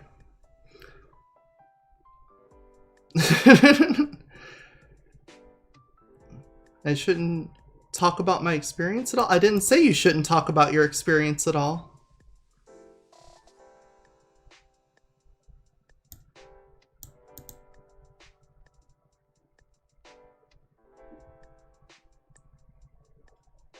Wow. Yep, that's a little special, but that's fine. Again, these are people that are asking for their view to be changed, so I think they're starting out from a very defensive position, and when you try to answer it, it's you're kind of inviting them to tear you down, and this particular person seems to be just fishing for ways to preserve their point of view. The problem here wasn't that their position is necessarily wrong, because I would agree with them that I think vaccines work. The problem is that this is your mindset. She's brainwashed and she's stupid and sounds, how stupid she sounds outside of her cult. This is informing the way that you behave and you talk to other people. And if this is really how you think people are going about their daily lives, it's going to make it so that you can't have honest discussions with them. That's basically just the truth of it. So I'm sorry, but you've got a very bad outlook for getting people on board with your position. Women don't control sex and dating. Well, I kind of agree with that. I feel like it's a two-person thing, so there's some amount of control on one side and some amount on the other. Change my view. Cats do not scratch themselves because they are itchy, but to clean. Okay. Normal, everyday people do not need to be using a VPN, especially since the government does not care. No. I would disagree with this. I think a virtual private network can be useful for everyday people, just because encrypting your data is just a nice way to play it safe. If you can't afford that, then go ahead. It's like having additional safety measures on a car, or in your household, having like a smoke detector in each room. Like, you don't necessarily need it, but I feel like that extra layer of security will help a lot of people. The new normal won't be worth living. That's already loaded. I kind of want to see what goes on in this one. First of all, I'm not anti-vax or anti-max, I'm pro-vaccine. I like how a lot of these Change My Views have to start out with a little preamble of of measures to make sure people know that they're not crazy or something like that. I had my 2 doses thinking about a 3rd one. I'm a firm believer in the current anti-pandemic measures, and I think they should remain in place as long as needed. Nevertheless, I'm still left with strong concerns about what society will look like after the pandemic. I fear that even if the large events and gatherings return, the risk of another pandemic will cause the most cautious public experts to pressure governments to impose permanent, draconian health measures. Well, I'm going to kind of stop here because I kind of agree with this. I fear that even if large events and gatherings return, the risk of another pandemic will cause most cautious public experts to pressure governments to impose permanent draconian health measures. I think we've seen that a bit. I don't even necessarily think the people doing this have to have malicious intents. It could be purely just to prevent more healthcare related problems. But at the same time, even if you put this out there, it seems paranoid. So let's see what people have to say in response to it. It's probably going to be a time thing. The world recovered from the Spanish flu, and there's little indication it was still having a significant impact on the world long after it subsided. For a more recent example, just look at the Twin Tower attacks. 20 years on, and it's still defining our lives and the world, but to a continuously diminishing extent. That's fair. I think anytime that you're looking at things through the lens of somebody watching it unfold, it can mean the world to you. But yeah, fast forward about 20 years, it'll just be remember that? Yeah. Remember what happened? Patriot Act, TSA, it definitely changed life and made it feel less free to an extent. This is what I think will happen. We will see the sanitary equivalent of those things. I agree. But it's slowly becoming much less vigorously enforced. I think the problem here is people can agree that there are reasonable expectations for a government to make to protect its citizens. The line is what is reasonable. Is it reasonable to continue lockdowns 2 years after? Well, for some people that's a yes, and for some people that's a no. And since we have to share, or you guys have to share the society, that's hard to do. I think that's also why people need to care a lot more about localized jurisdiction, caring about doing things at a local and county level, even more than at a state and federal level, just so that each person can be better accommodated. And then you can also end up with different systems for handling these problems and see which one is the best way at taking care of it. Because one side of this could be that not doing a lockdown could help your economy by leaving things open and keeping trade free flowing. Or leaving things open could lead to more people being sick, which keeps them out of the workforce, which negatively impacts the economy and has a worse outcome than maybe even the lockdown would have had. Both of those seem like legitimate fears to have, but in reality, which one is the one that plays out? Well, that's going to depend on a lot of factors. I think the one that was commonly referred to was Sweden. I don't think they had specific lockdowns and mask mandates, and people like to point to that and say, look, they didn't impose these draconian rules, and they came out just as fine as every other nation that did impose them. But you're also not looking at a lot of cultural aspects where even though lockdowns and masks weren't mandated, a lot of people willingly participated in social distancing, a large compliance with wearing masks in public, and getting vaccinated when it was available. So even though they weren't mandated, you're still looking at a culture participating in the behaviors that were being mandated in other places. So I think it'd be easy to look at it one way or another in defense of whatever position you want. Just be knowledgeable of that whenever making your decisions. I personally think that these things shouldn't be mandated, but it's not because I think they're unhelpful. I think that people should just do what is right. And the act of mandating it kind of festers this psychological issue of reactance, where people don't want to do what they're told. It's pretty juvenile, but it's a real thing, especially when you don't have a lot of trust in your government system. If people don't trust your government and your government mandates things, then they're going to obviously not want to participate in it. There is no benefit for me to think materialism is metaphysically correct. What is this question? What does it metaphysically correct mean when it comes to materialism? By okay, thank you for, that's the first thing I would ask. By metaphysically correct, I mean that I see no benefit in holding the idea that there is a reality independent of minds that is of a nature of matter. Matter in this case defined as not mind.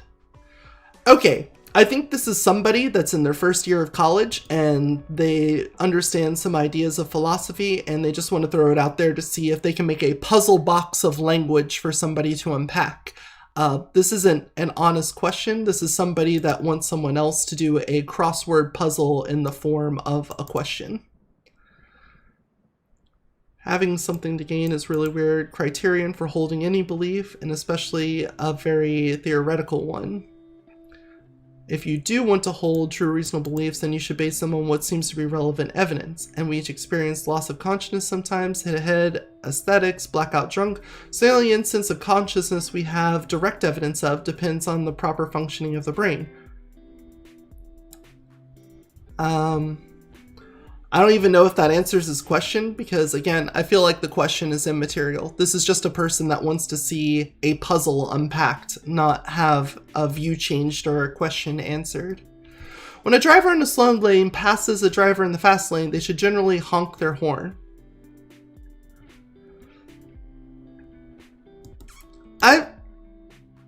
Maybe. Because sometimes the fast lane has an upcoming exit and that would justify an exception. I'm accepting the premise that traffic flows better when cars can use the fast lane to pass slower moving vehicles, but I'm open to research that says otherwise. In general, I see two reasons that a driver might drive slowly, getting past while in the fast lane: ignorance and disrespect. Let's see what people say. Honking your horn should be reserved for warnings or alerting someone to something dangerous, not just something that annoys you. Sorry, but having to change lanes is not a danger they need to be alerted to. Which is why in some jurisdictions honking... Yeah, see, this is close to what I want to say, but let's see. The most common types of road rage are tailgating, yelling, or honking at another vehicle, and are a factor in more than half of the fatal crashes, says AAA. People don't respond well to honking. Feels like it would help to further destabilize an already unstable commuting environment. Yeah, that's what I was going to go with. If the driver is ignorant of their action, which is totally understandable, people honking at them will alert them to their action and its effect on traffic. I think this is the best way to put it. I don't think that's going to be the immediate response most people have to that situation. I imagine you have someone cruising along in the fast lane and then get passed on the right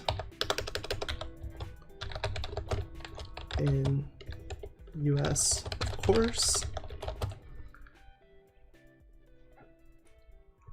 while getting honked at would only perceive that as someone being rude, not that they are doing anything wrong that requires changing their behavior.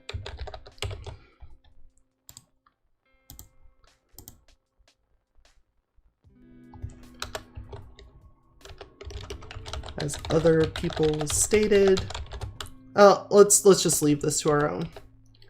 I don't think honking is effective in teaching people parlance. Would parlance be the right word for this? Traffic parlance. What's parlance? Like etiquette? Let's say etiquette then. Oh god. Etiquette? Oh, it's down here. Damn it. I thought it was gonna list Reddit etiquette here. They said formatting help. It's normally etiquette. Etiquette? Oh god, that's a butcher. I know it. Oh, not that bad. It was only one T. Alright, we did a good job at spelling. I don't think honking is effective in teaching people traffic etiquette. That just comes from more awareness of how to drive.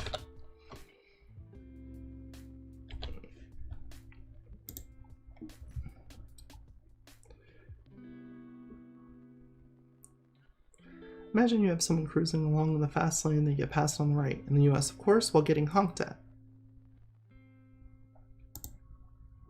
I imagine you having someone cruising along in the fast lane and then getting passed on the right while getting honked at would only perceive that as someone being rude, not that they are doing anything wrong that requires changing their behavior.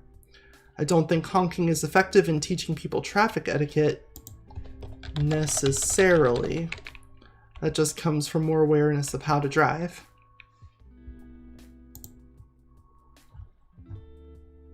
I think that's reasonable. Extremists are not subhuman. What?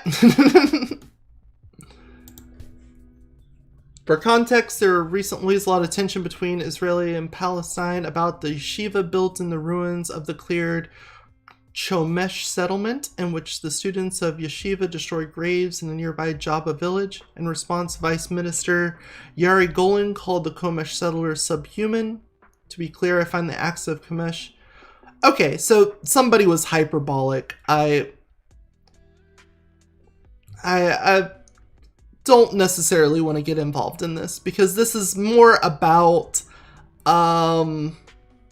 what is it? It's optics, but there's a better word for it. Being hyperbolic is pretty... what's the word I'm looking for? It's rhetoric. There we go. It's poor rhetoric because you're inviting some worse views to happen. I doubt this person actually believes that these individuals are subhuman. They're just using very strong words to elicit a reaction with the rhetoric they're going with. And because of that, I don't think that you're actually trying to change their view on extremists being subhuman. I don't think anyone would want to come in here and be like, well, actually, extremists are subhuman. What you want is for them to recognize that this is a hyperbolic statement and you don't want that kind of rhetoric out in the open. So that's the real view to change, but it's just behind this other veneer that you have to deal with. bounty hunters at their current iteration should be outlawed. Let's see this one. Yeah, I haven't thought about this a lot. In a lot of states, the training required to become a bounty hunter are laughable. Their purpose entails that they will be in contact with people who already took steps to evade law enforcement, therefore are more likely to be dangerous than the general public. Not against having bounty hunters that are held to the same general standard as law enforcement.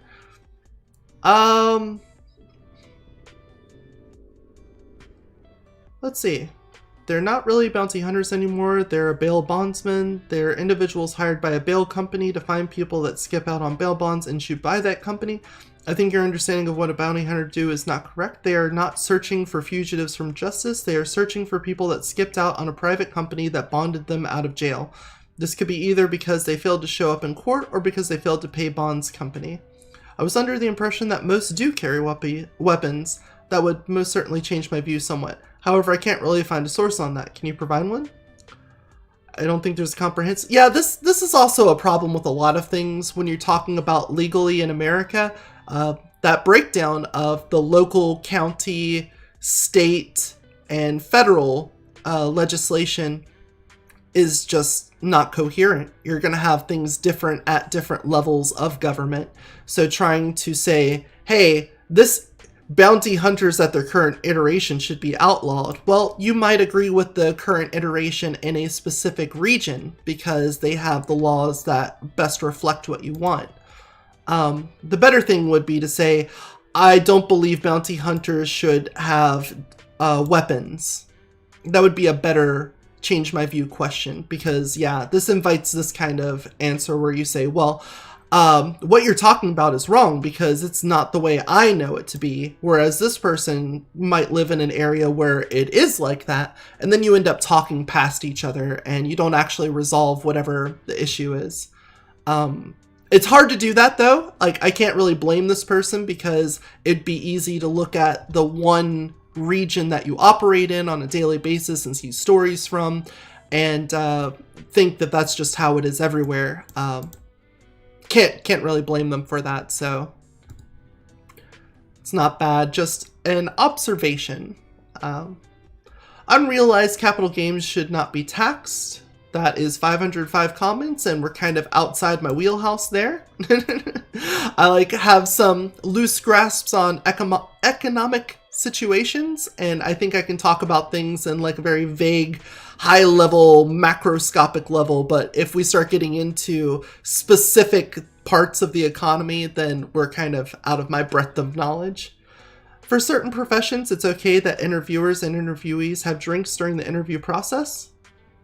I mean, that's fine. If that's the kind of work environment that you're promoting, then that's cool with me. We're still going by new? Wow. ChangeMyView doesn't have a lot of people... Capitalism is an excuse for companies, shareholders, and stakeholders to justify their unethical, greedy practices. Oh boy. Did this even have...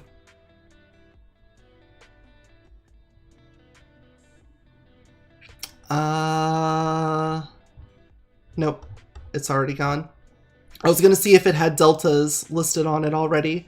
But this will be the last one that we look at. Then we'll go read some more fun things than this. I think there's so many car questions that I want to go watch Idiots in Cars. Laws need to be made across the world to limit corporate profits. Executives' profit salaries, limit shareholder and stockholder. There's no reason every year companies raise their prices at the same time, post profits in the billions, and hand millions of dollars bonuses to CEOs. Capitalism is the defense of companies to push to keep the money in their pockets without regulation. That's definitively untrue, considering if you think we live in a capitalist system and there is regulation. So that can't be right. When the only goal in mind is to make as much money as possible, companies push the envelope on how much they can charge for a product and how little they can pay low-end employees to maximize their bonus and profits at the end of the year. Without regulation on profits and business practices, these kinds of practices are only going to get worse. I think I can answer this problem just by taking these 2 points, but we'll see what other people say before I dig into it. It kind of sounds like you don't know what capitalism is. Ooh, burn. Do you believe regulations should be put in place to limit the ability for these companies to engage in ethical behavior, or do you believe that the private ownership of capital should be abolished entirely and possibly replaced by a system in which the means of production are owned by people who produce the things within them? Let me rephrase it. Companies use capitalism as a defense to just prioritization of profit over all else, and that regulations will infringe on the right to abuse the free market to make profits by any means necessary. I don't know what this means. Yeah, I don't think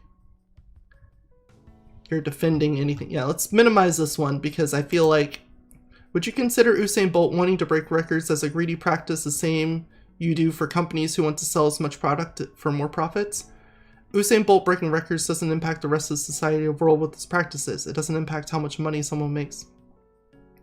Okay, that's a line of questioning that doesn't help. You seem to think that the opposite of capitalism is regulation. What I mean is companies use capitalism to justify rising prices and pumping more profit. I'm not advocating for the elimination of capitalism. Regulations need to be put in place to prevent exorbitant greed. Okay, so here's what I'm going to say.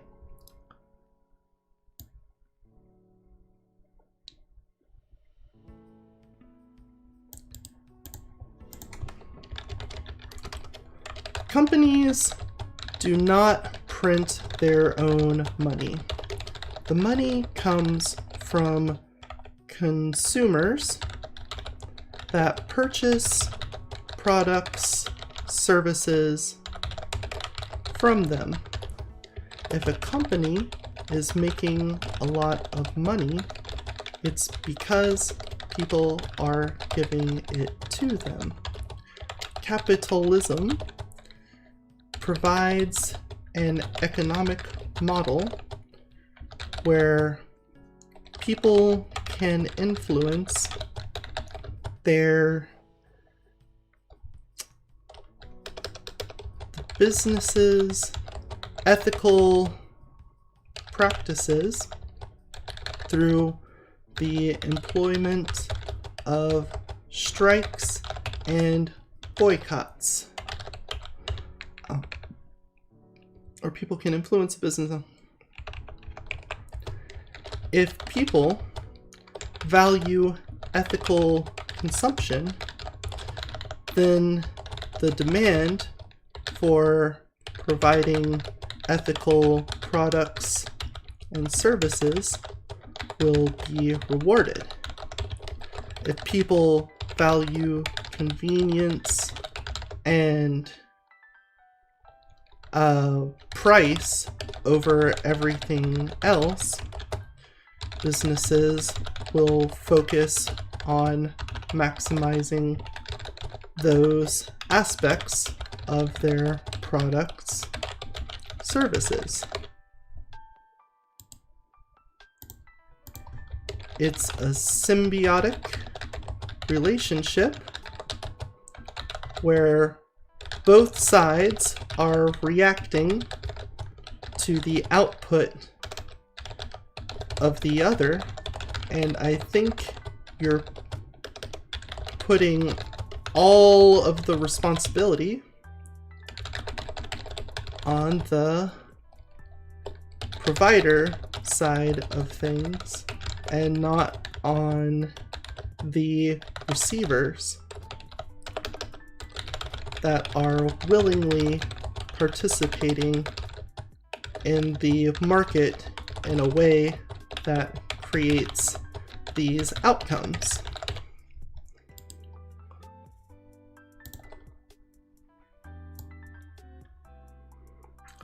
Secondly,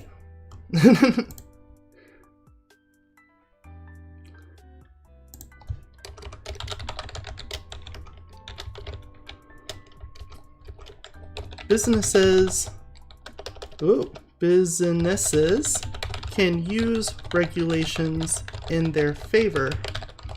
So it's not simply that regulations hinder business.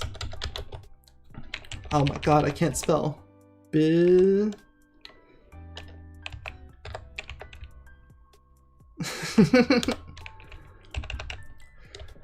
A large corporation Oh God. Corporation can lobby to, let's say, enforce certain minimal practices in an industry to price out their competitors, all while putting on a veneer. I don't know how to spell it. I don't think I've ever had to spell that. Veneer of consumer-minded practices for the customer's benefit, of course. There's a thing called, let's say, additionally, there's a thing called regulatory capture. Regulatory capture.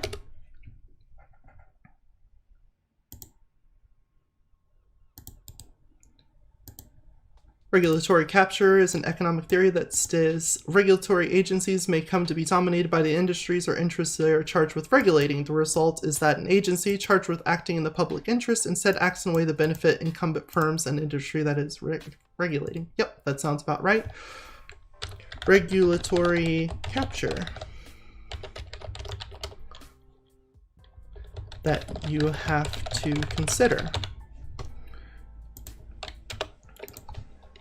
The premise is that if you want an industry regulated, it needs to be done by people that are knowledgeable on the subjects of that industry.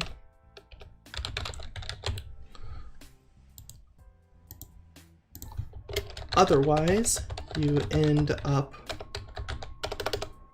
with incompetent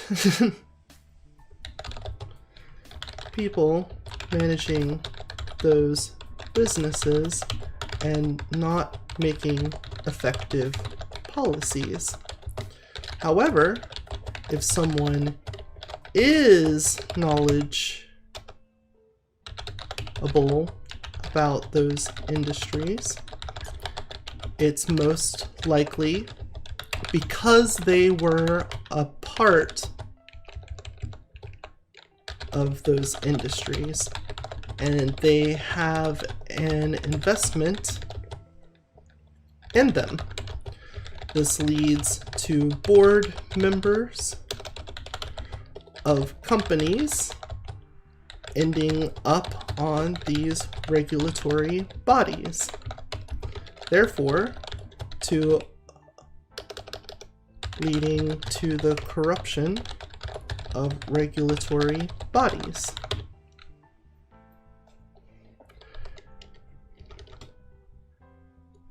It sounds like your issue is less to do with the economic model and more to do with the convictions and principles of the people living within the system. These problems you've pointed out would persist in non-capitalist societies and would still require societal change to avoid / diminish / solve. Does that make sense? Makes sense to me. Let's read it back before I post it. When the only goal in mind is to make as much money as possible, companies push the envelope on how much they can charge for a product and how little they can pay low-end employees to maximize their bonus and profits at the end of the year. Companies do not print their own money. The money comes from consumers that purchase products and services from them. If a company is making a lot of money, it's because people are giving it to them.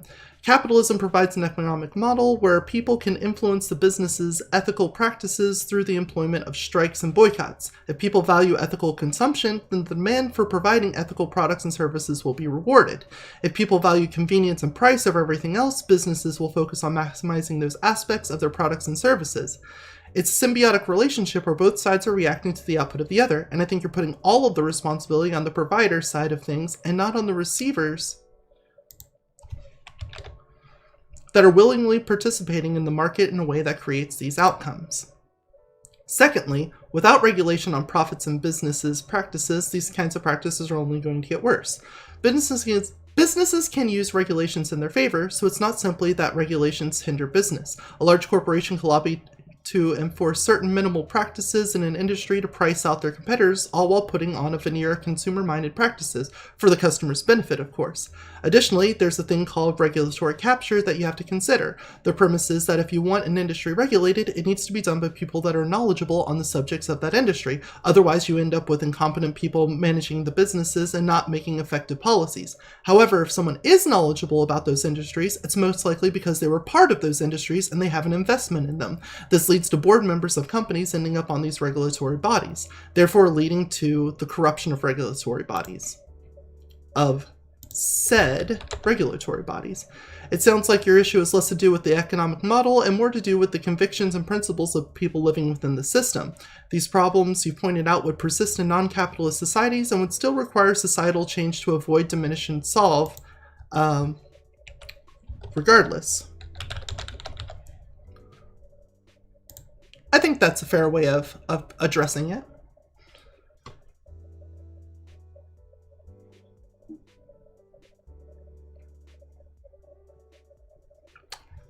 All right, let's switch gears here and go read something a little bit more fun. Actually, let's give a little bit more advice because I want to come over here to Gunfire Reborn and post something. Oh, we do have a response, so let's take a look at it.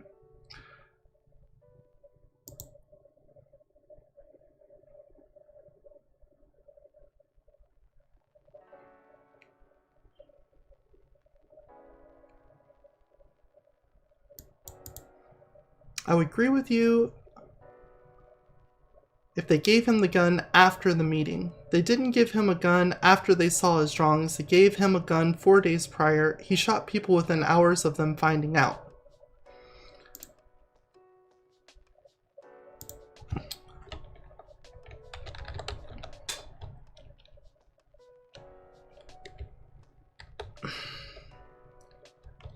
I can see how that's different than how I worded it. My apologies.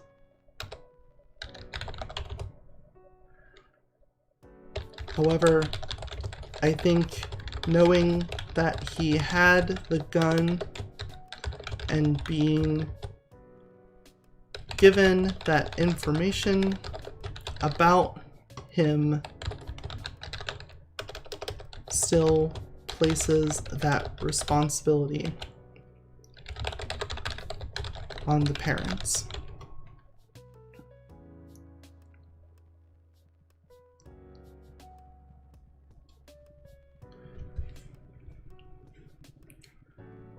Same could be said. It was, take for example, the child in question already been brought to the admin office for depicting murder. Someone had fantasies about running over classmates. Then you gave them a car, followed them using manslaughter. Yeah, let's say, given the same example of the car, had the parents been brought into the office to talk about a child depicting a violent fantasy to kill their classmates with a vehicle, I think the parents should have told school officials that they had recently given them a car and then took steps to remove it from their possession before they had a chance to enact those fantasies.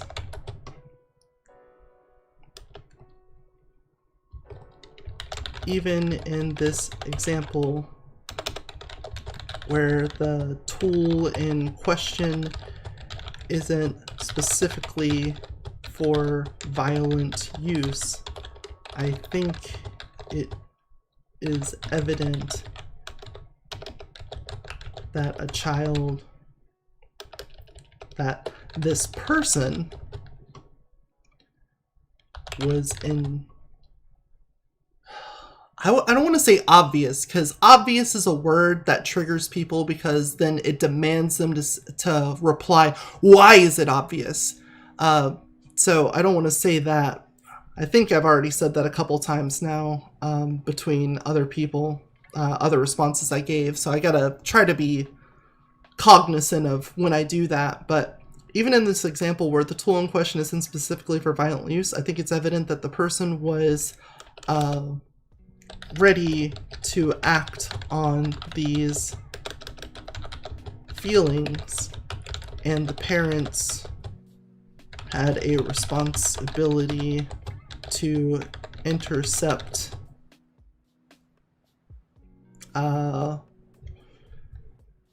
maybe not intercept.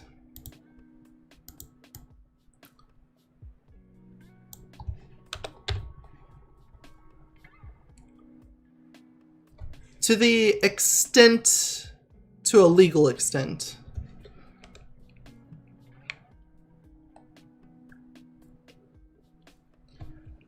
Is there a better analogy I can use?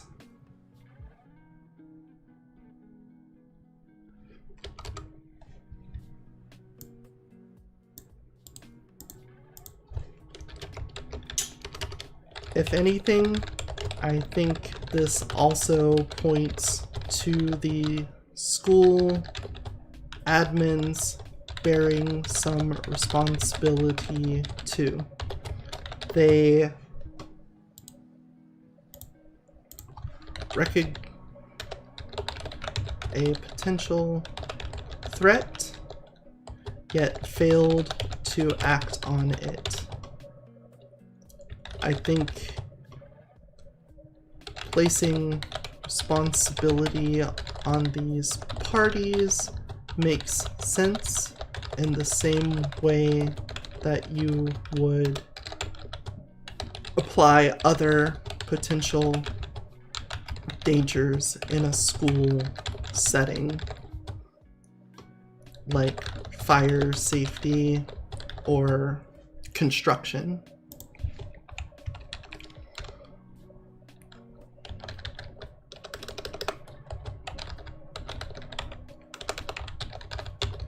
It's just that in this case, it was a violent student.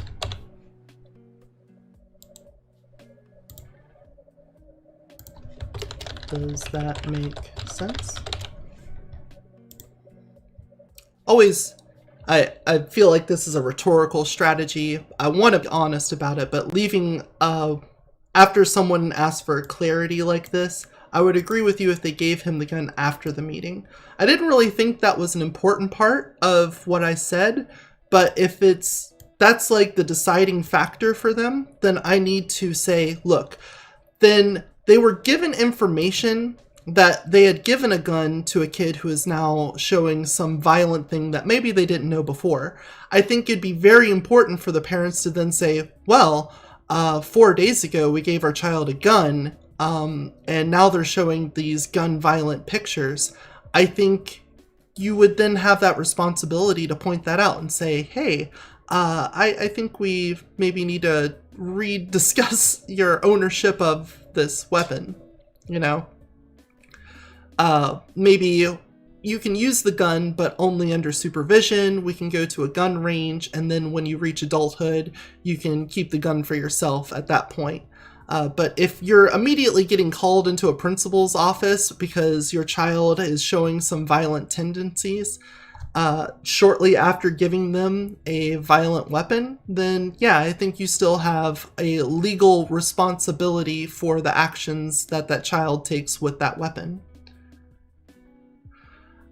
I think knowing that he had a gun and being given that information about him still places responsibility on the parents. Given the example of the car, had the parents been brought into the office to talk about a child depicting a violent fantasy to kill their classmates with a vehicle, I think the parents should have told school officials that they recently given them a car and took steps to remove it from the possession before they had a chance to enact those fantasies.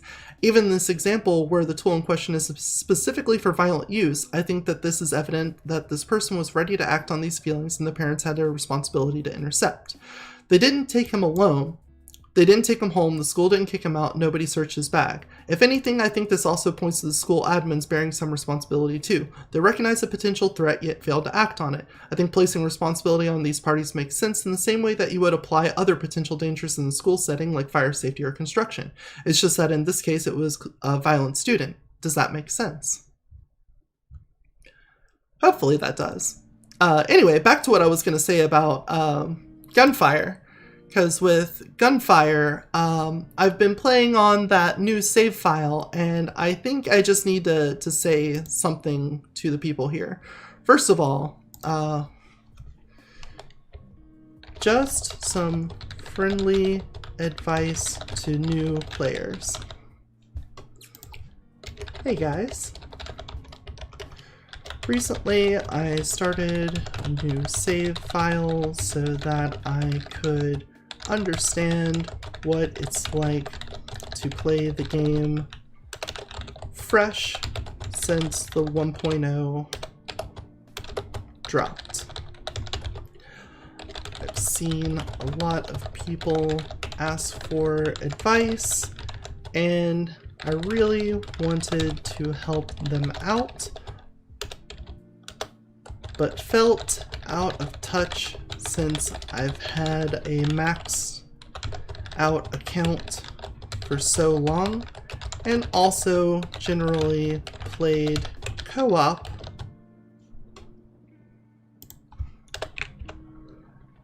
and not solo. This gave me an opportunity to step in those shoes and walk a mile. I gotta say, it completely changed how I feel about the game, and I understand why so many people have problems picking up the game.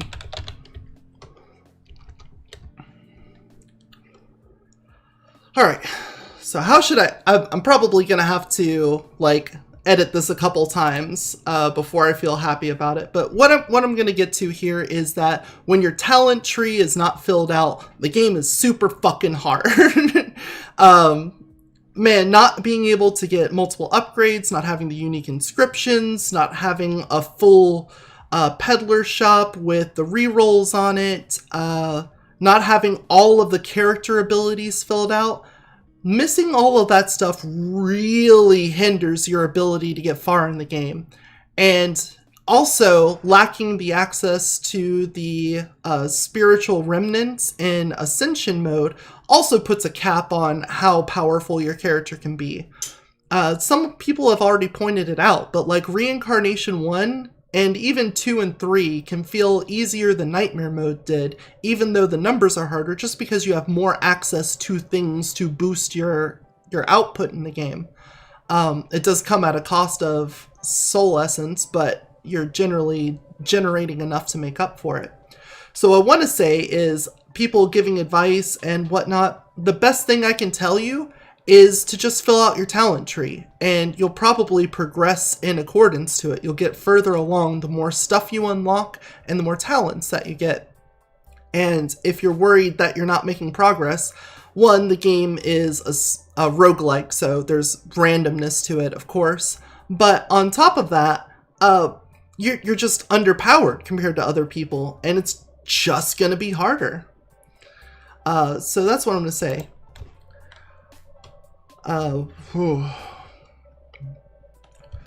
So let me tell you, as someone that can get easy R8 wins on my maxed out account, a lot of the problem isn't you or anything you're doing necessarily. While you can always improve and find ways to play better, not having your talent tree filled out is such a huge hindrance to having amazing runs.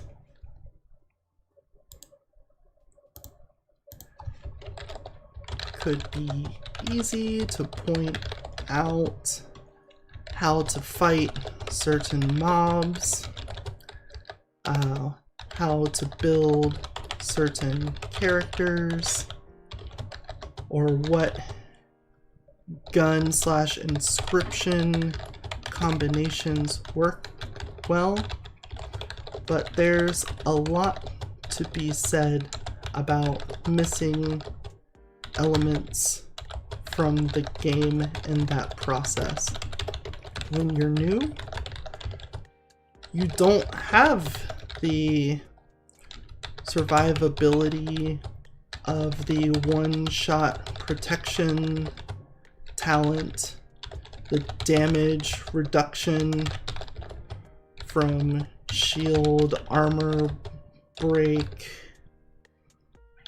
and in co-op, the invincibility. That all make living so much easier. Survivability? Survivability isn't a word? Nah, we're just gonna leave it in there. Livability is a word, but not survivability? Fuck you.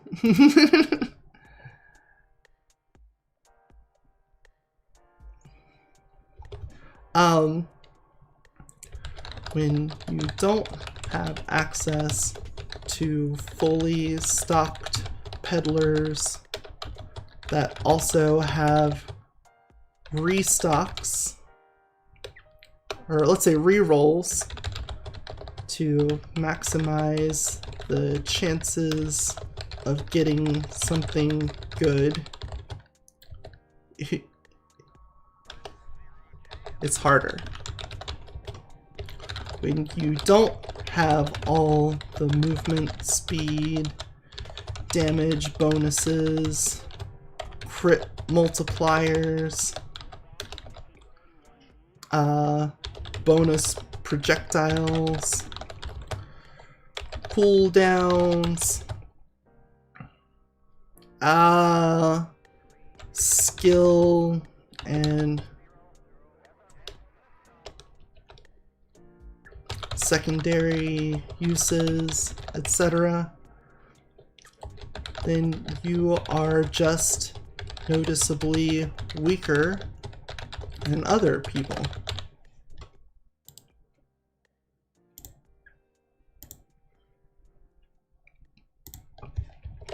When you don't have all the character-specific upgrades, your heroes just don't feel as strong as the builds and runs you see posted in videos here, because they aren't.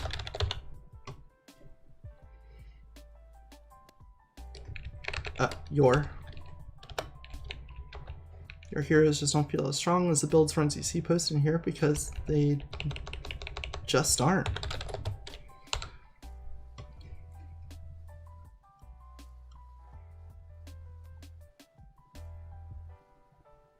I don't have multiple accounts, I have an account.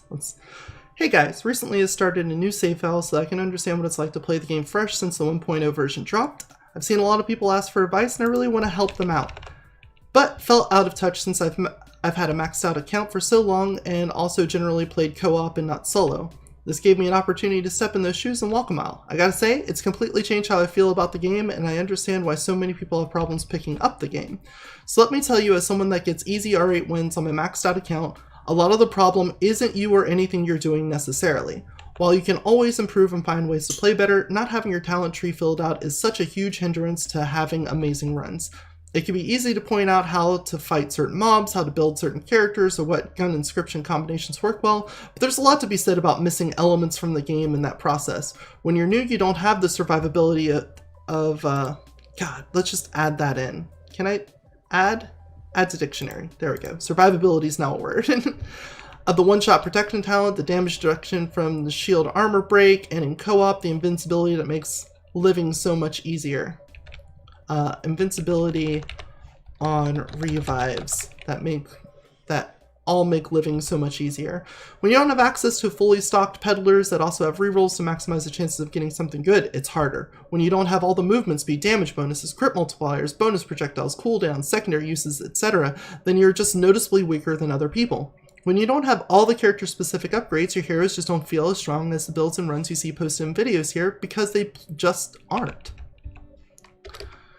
So, the biggest thing I can tell you is that you will see more wins the closer you get to being maxed out. If you're not having fun in pre-reincarnation modes and getting burnt out, I promise you that you're not missing out on anything by avoiding getting carried to reincarnation. I would highly suggest going to the Gunfire Discord and joining an LFG lobby, looking for game lobby, and having someone carry you to reincarnation.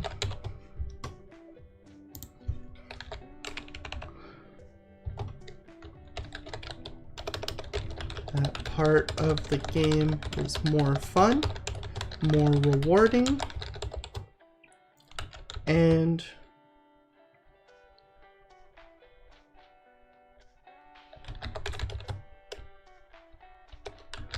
I think would reinvigorate your desire to play.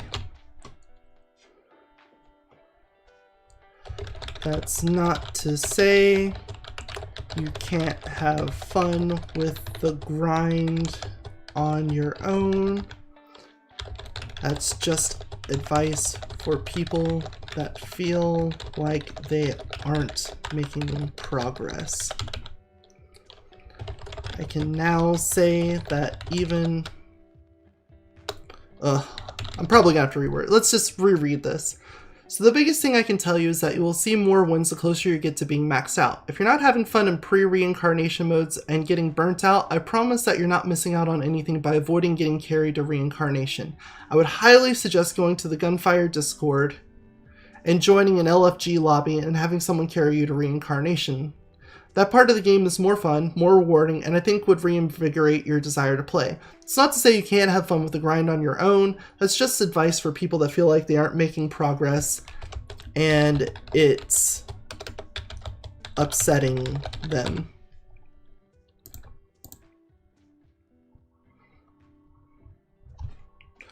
I'm still going to work on making resources to help new players, like the aforementioned guide to dealing with certain enemies / bosses.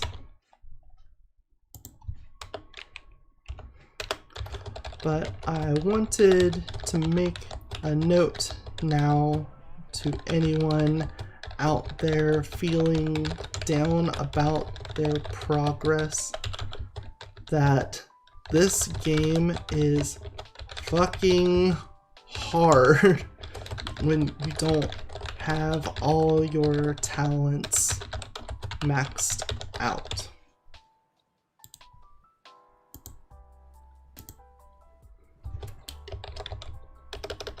It's not you, mostly.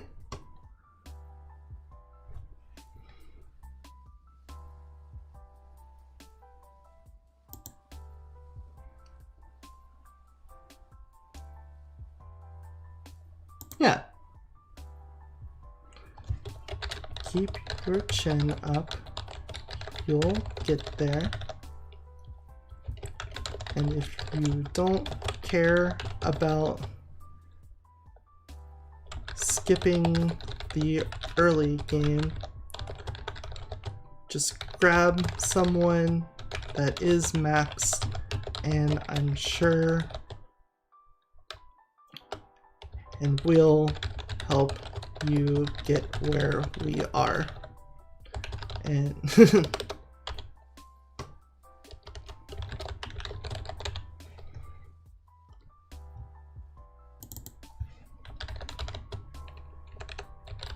just some friendly words for new players. Let's not word it as advice because people are going to come in here thinking like they're going to get something specific.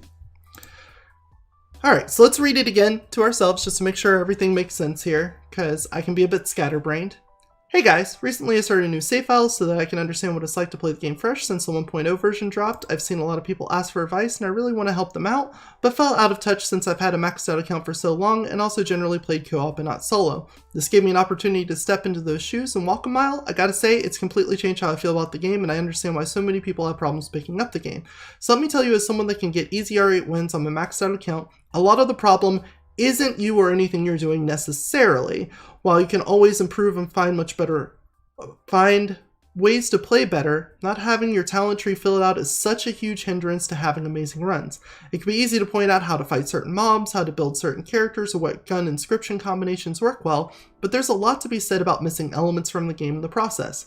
When you're new, you don't have the survivability of one-shot protection talent, the damage reduction from shield armor break, and in co-op the invincibility on revives that all make living so much easier. When you have access to fully stocked peddlers that also have rerolls to maximize the chances of getting something good, it's harder. When you don't have all the movement abilities, damage bonus, crit multipliers, bonus projectiles, cooldowns, secondary uses, etc., then you're just noticeably weaker than other people. Let's say shorter cooldowns. When you don't have all the character-specific upgrades, your heroes just don't feel as strong as the build runs in video because they aren't. Same for unique inscriptions, etching, and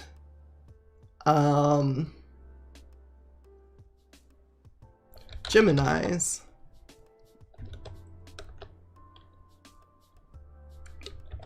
Without those things, your guns are just not as good. So the biggest thing I can tell you is that you'll see more wins the closer you get to being maxed out. If you're not having fun in pre-reincarnation modes and getting burnt out, I promise that you're not missing out on anything by avoiding getting carried to reincarnation. I would highly suggest going to the Gunfire Discord and joining an LFG, looking for game lobby, and having someone carry you to a reincarnation. That part of the game is more fun, more rewarding, and I think would reinvigorate your desire to play. It's not to say that you can't have fun with the grind on your own. That's just advice for people that feel like they aren't making progress and it's upsetting them. I'm still going to work on making resources to help new players, like the aforementioned guide to dealing with certain bosses and enemies, but I wanted to make a note to anyone out there feeling down about their progress that this game is fucking hard when you don't have all your talents maxed out. It's not you. Let's say fucking hard, especially when you don't have all your talents maxed out. It's not you, most likely. Let's say most likely. It's not you, in a lot of cases. Keep your chin up, you'll get there, and if you don't care about skipping the early game, just grab someone that is maxed and will help you get where we are.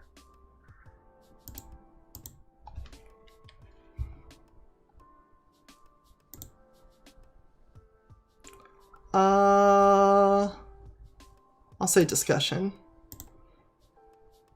We'll submit that.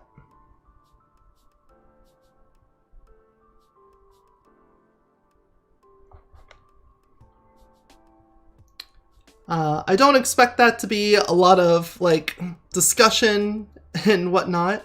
Honestly, it's just gonna be probably some people going, yeah, I agree, or no, I disagree. I don't really know how you have a discussion about that, but hopefully people see that and think that, yeah. All right, which one was this one? How do you identify a sociopath? Okay, someone just thanking me because they probably agree that you need a medical degree to make those kinds of decisions. Let's leave that up to the professionals, all right?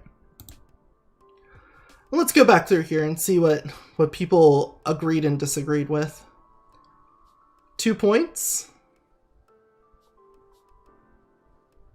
Most of these are staying at 1 point, which is fine. Again, we're not doing this to gain karma. I just kind of wanted to get a bead on what people thought about my replies.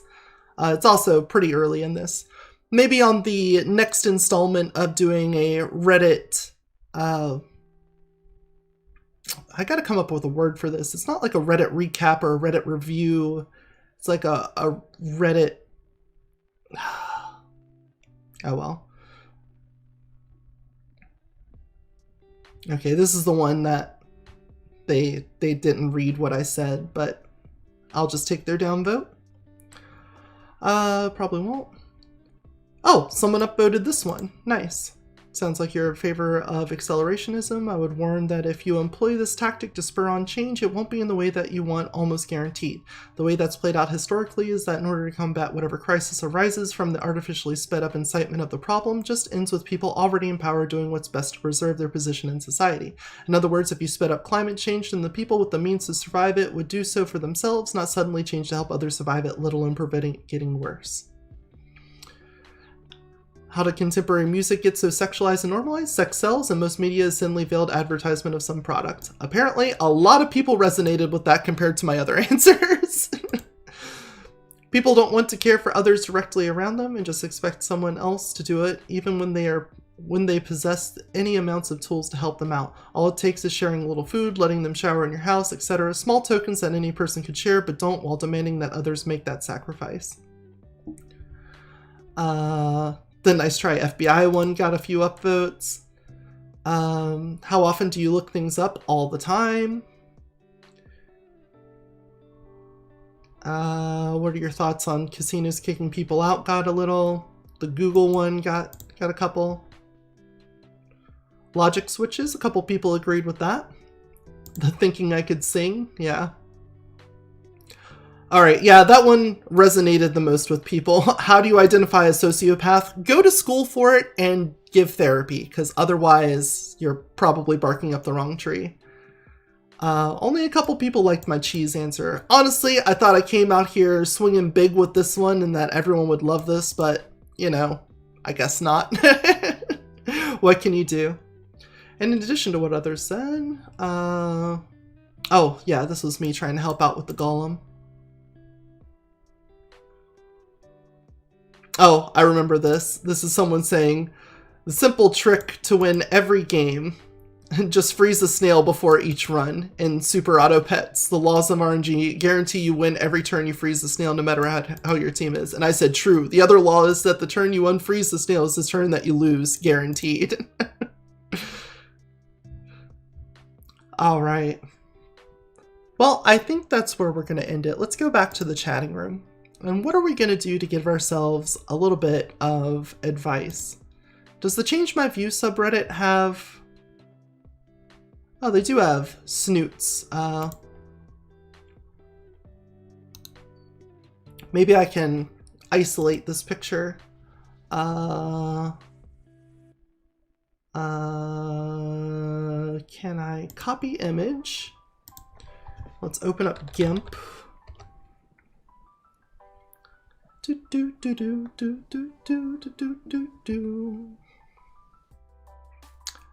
Like some lo-fi hip-hop in the background. It's pretty nice.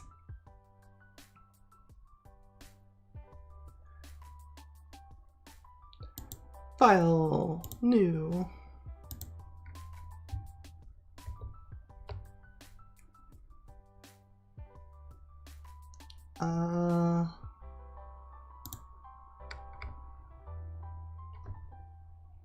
And then let's crop that down.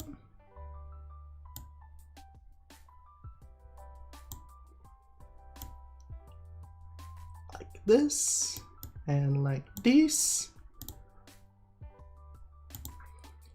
And then export as to the desktop. We'll say ChangeMyView icon. Export. Export it. We will be exporting it. There it is. So let's add that in here. Add an image. Add source. New source. CMV icon.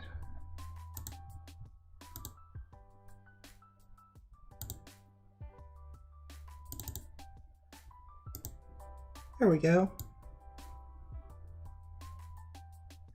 Just throw that right in there. That works fine. I feel like I should have done these in chronological order, but oh well. They'll just fall where I place them, and everyone will just have to like it. Well, let's stop the music there. You can pick up where that left off at another time. And for anyone who's watching the VOD back of this, I hope you enjoyed your stay on my channel. If you like the content, then give this video a like. Obviously, subscribe if you want to see more like it. And for you, Luis, since I think you're the only other viewer still in here, I hope you have a great day. Hopefully you learned a thing or two, or maybe got some good advice for yourself. And take care. And for everyone else out there, take care of yourself and those around you. Good night.